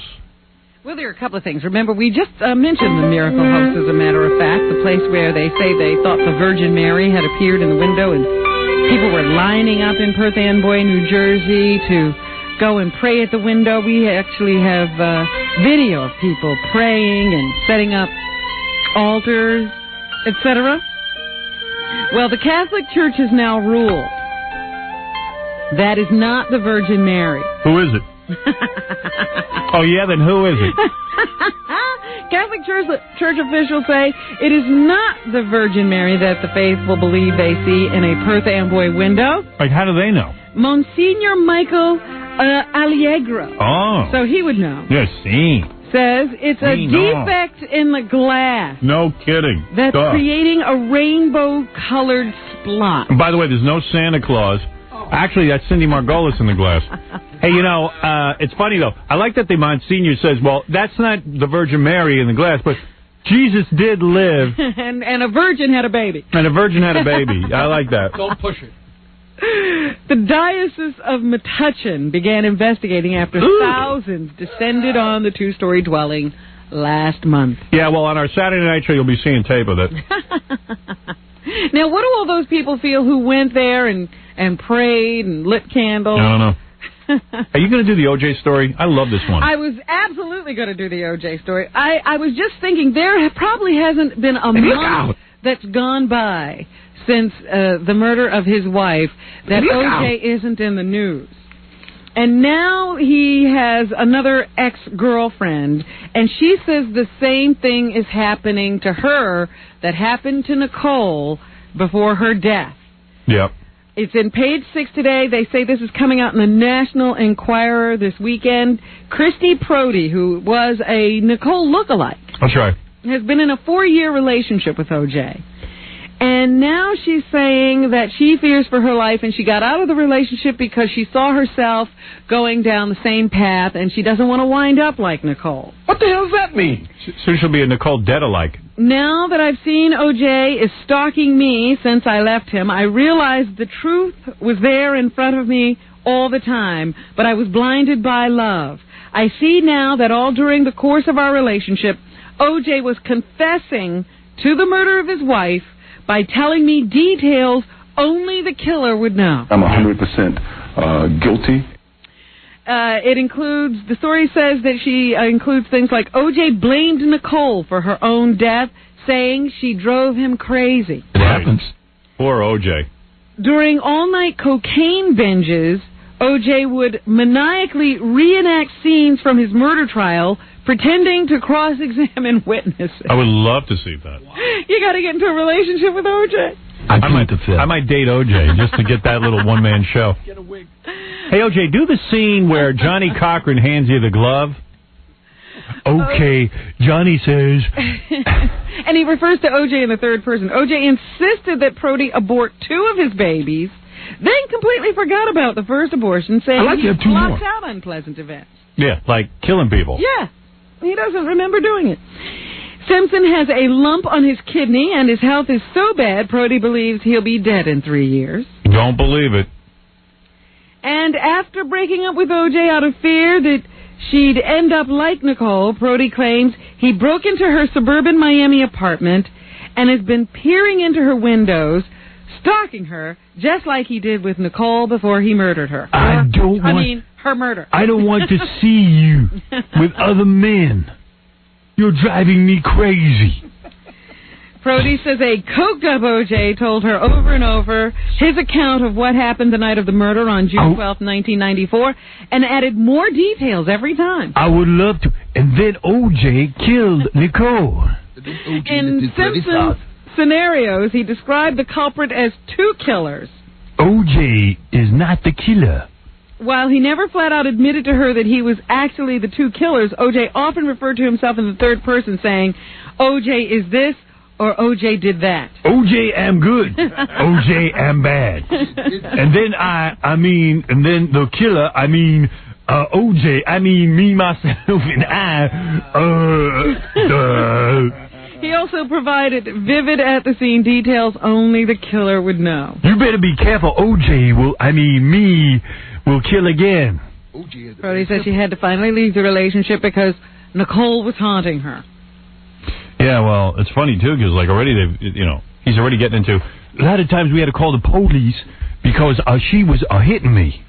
Yeah, we didn't really play that enough. We had clips from that news account, O.J., explaining why the police are always being called into his current relationship. He's at it again. Yeah. O.J. always got the police involved in his relationships. O.J., because these women like to hit me. I was protecting myself. I was defending myself. If she hits me... Someday I might take a lot of coke and sketch the murder scene and have an art show. Yeah. I want to get on that. I want to get on that Cindy Margolis show with DJ Scribble. Is he still doing... Remember he was supposed to go on this website. Is that still happening? The Webkini. Webkini. Yeah, I think that bombed. I don't think anybody had any questions from it. Yeah. You could go on there and ask me the questions that you've always wanted to ask. And I'll get to tell my side. My side. OJ's When am I going to get to tell OJ's side? OJ don't have anyone on his side. I'm going to kill a webkini girl on the web. DJ Scribble. DJ Scribble is driving me crazy. It's funny to have OJ on the Cindy Margolis show. All the audience yells out, kill, kill, kill. And then he kills Cindy and DJ Scribble. If you scream real loud, I'll do it. All right, if you scream loud, I'll kill DJ Scribble and Cindy Margolis. OJ. I want it, believe me, whatever that broad says I take with a grain of salt. What broad would go for 4 years with OJ? And then finally figure out, wait a minute, this is scary. I think I'm turning into Nicole. What else is in the news, Robin? Very strange things happening to kids these days. Yeah. 2 bewildered Brooklyn kids lived with their mother's corpse for 3 days and never told anyone, according to the police. But they probably liked her better. One kid, when somebody came to the door, said, "My mother's sleeping. She's been like that since Monday." I wouldn't mind my mother living with my mother's corpse. When my mother's breathing, I got a problem. She's yelling at me. But, there was that one kid down south somewhere who took himself to school every day. These kids just stayed in the house with the body. Hey, my mom's dead. I don't have to go to an all-black school anymore. Cops say Cecilia Hernandez died of natural causes Monday, collapsing on the kitchen floor. They never moved her from the kitchen floor. Where she fell is where they found her. Nicole still watches our kids. Patricia and her 5-year-old brother never called 911, and they stayed home with their mother's body. The father had left on vacation on Friday. Vacation. Vacation? Yeah. Weird. And when did she die? She died on Monday. Well, anyway. And I was nowhere to be found. Why didn't I think of that? The body was discovered when a neighbor came over to bring some clothing or something, smelled a foul odor, and then found the mom lying face down on the kitchen floor. She then brought They're not suspecting the husband of foul play, though, are they? No, it doesn't say anything about foul play. I just, he goes on vacation on Friday. A lot of couples take separate vacations. Is that true? I didn't know that. Yeah, those are the couples that last. I know tons of couples like that. Well, this lasted till death parted them. In honor of this story, I am going to give someone a vacation. What do you think of that? Oh, that's perfect. That's right. Let's go to Dave. Dave. Is this a loan department? Oh, no, you need Tom Chiasano's phone number. Are you on crack? Hang on, man. Listen. If you're on crack, you could get a loan here. Listen, I need $1,000 for my car. Right. $1,000 for my house. Go ahead. $1,000 for my hooker. There you go. $1,000 for my bookie. Right. $1,000 for my Yankees tickets. Hey, Dave, enough with the bit. Would you like a trip to San Francisco, courtesy of the new reality TV show Arrest and Trial? Can I get my $7,000 or not? All right, forget it. Hey, come on. Would you want it or not? Yeah, go ahead, give it to me. All right, okay. This show is hosted by Brian Dennehy. The trip includes round-trip air for 2, 3 days, 2 nights, deluxe hotel. You got a girlfriend? Got a wife. Oh, there you go. Then what's she gonna take? Else. What's she going to take, the girlfriend or the wife? Winner will also be treated to a dinner cruise around Alcatraz Island and a tour of the prison. Robin did it. She said it's cool. Yes. Hey, can you throw in some Martling tickets, or, CDs? No, I don't want to ruin the prize. And don't miss Arrest and Trial all new Monday through Friday. Check your local listings for details. Okay? All right, man. All right, buddy. Thanks. It pays to listen. It does pay to listen. There you go. You're the man. Hold on. Thank you. Thank you. So there's a guy going on vacation now. He's going to San Francisco. What else is in the news? So anyway, these children they then took to the hospital and they found that the only thing wrong with them was that they were hungry. So, nothing wrong with that. They should have a barbecue. Mom didn't cook after she died. And then an art teacher posing online as a woman coerced a student at Westchester County High School to make pornographic videos of himself, according to the authorities. Now, I don't understand this at all. This teacher, they say, this is what the accusation is. Fred Bauer went on the Internet posing as an elderly woman, befriended this high school student, and then when the kid, got queasy, it was like weird, this relationship with this Internet person. So he tried to get out of the relationship, and when he tried to get out of the relationship, the older woman started threatening him. knew what high school he went to and said, certain things would appear at the high school that would be embarrassing to him. And then stepped up the threats by saying, not only can you not stop emailing me, now I want you to make pornographic videos for me and leave them in the school. Yeah. And so he made the first one. Got picked up. And then he had to make 3 more. The woman liked it so much that she ordered 3 more. What does he do on the video, the kid? How old is the kid? The kid is in high school. I wonder what he did on it. I don't know. They don't describe these videos. They just say sexually explicit videos of himself that were left at school. I want you to get nude and shave yourself and put on a pair of heels. Finally, the boy said, he was all freaked out about this whole thing, and he decided to go to someone he thought he could trust to ask advice. So he goes to his teacher. And was the teacher who's eventually discovered to be the old woman on the internet. Oh, you're kidding me. If you wrote that in a script, no one would believe it. No one would believe that that's true. Sir, I have a problem. There's an old woman blackmailing on the internet. Oh, you should just go along with it. No, the guy said, you know what? I'm going to go on the internet and email this woman and see if I can't help you. And meanwhile, he was the guy. He was disguising himself. Beautiful. Angel of death. Yeah. What's the guy teach, by the way? Science, I think. Science, okay. What planet do we live on? Jupiter. So, finally, the kid, he wasn't getting any help from the teacher. The teacher's efforts to intercede weren't working out, so he finally went to his parents, who got the police involved, and they found, they saw the email and all the stuff from the old woman, and they traced it back to the teacher he had actually gone to for help. I'm glad you came to me, Tommy, about this problem you're having with an old woman. And you know what? You're a very good science student. I want you to bend over so I can study your anus.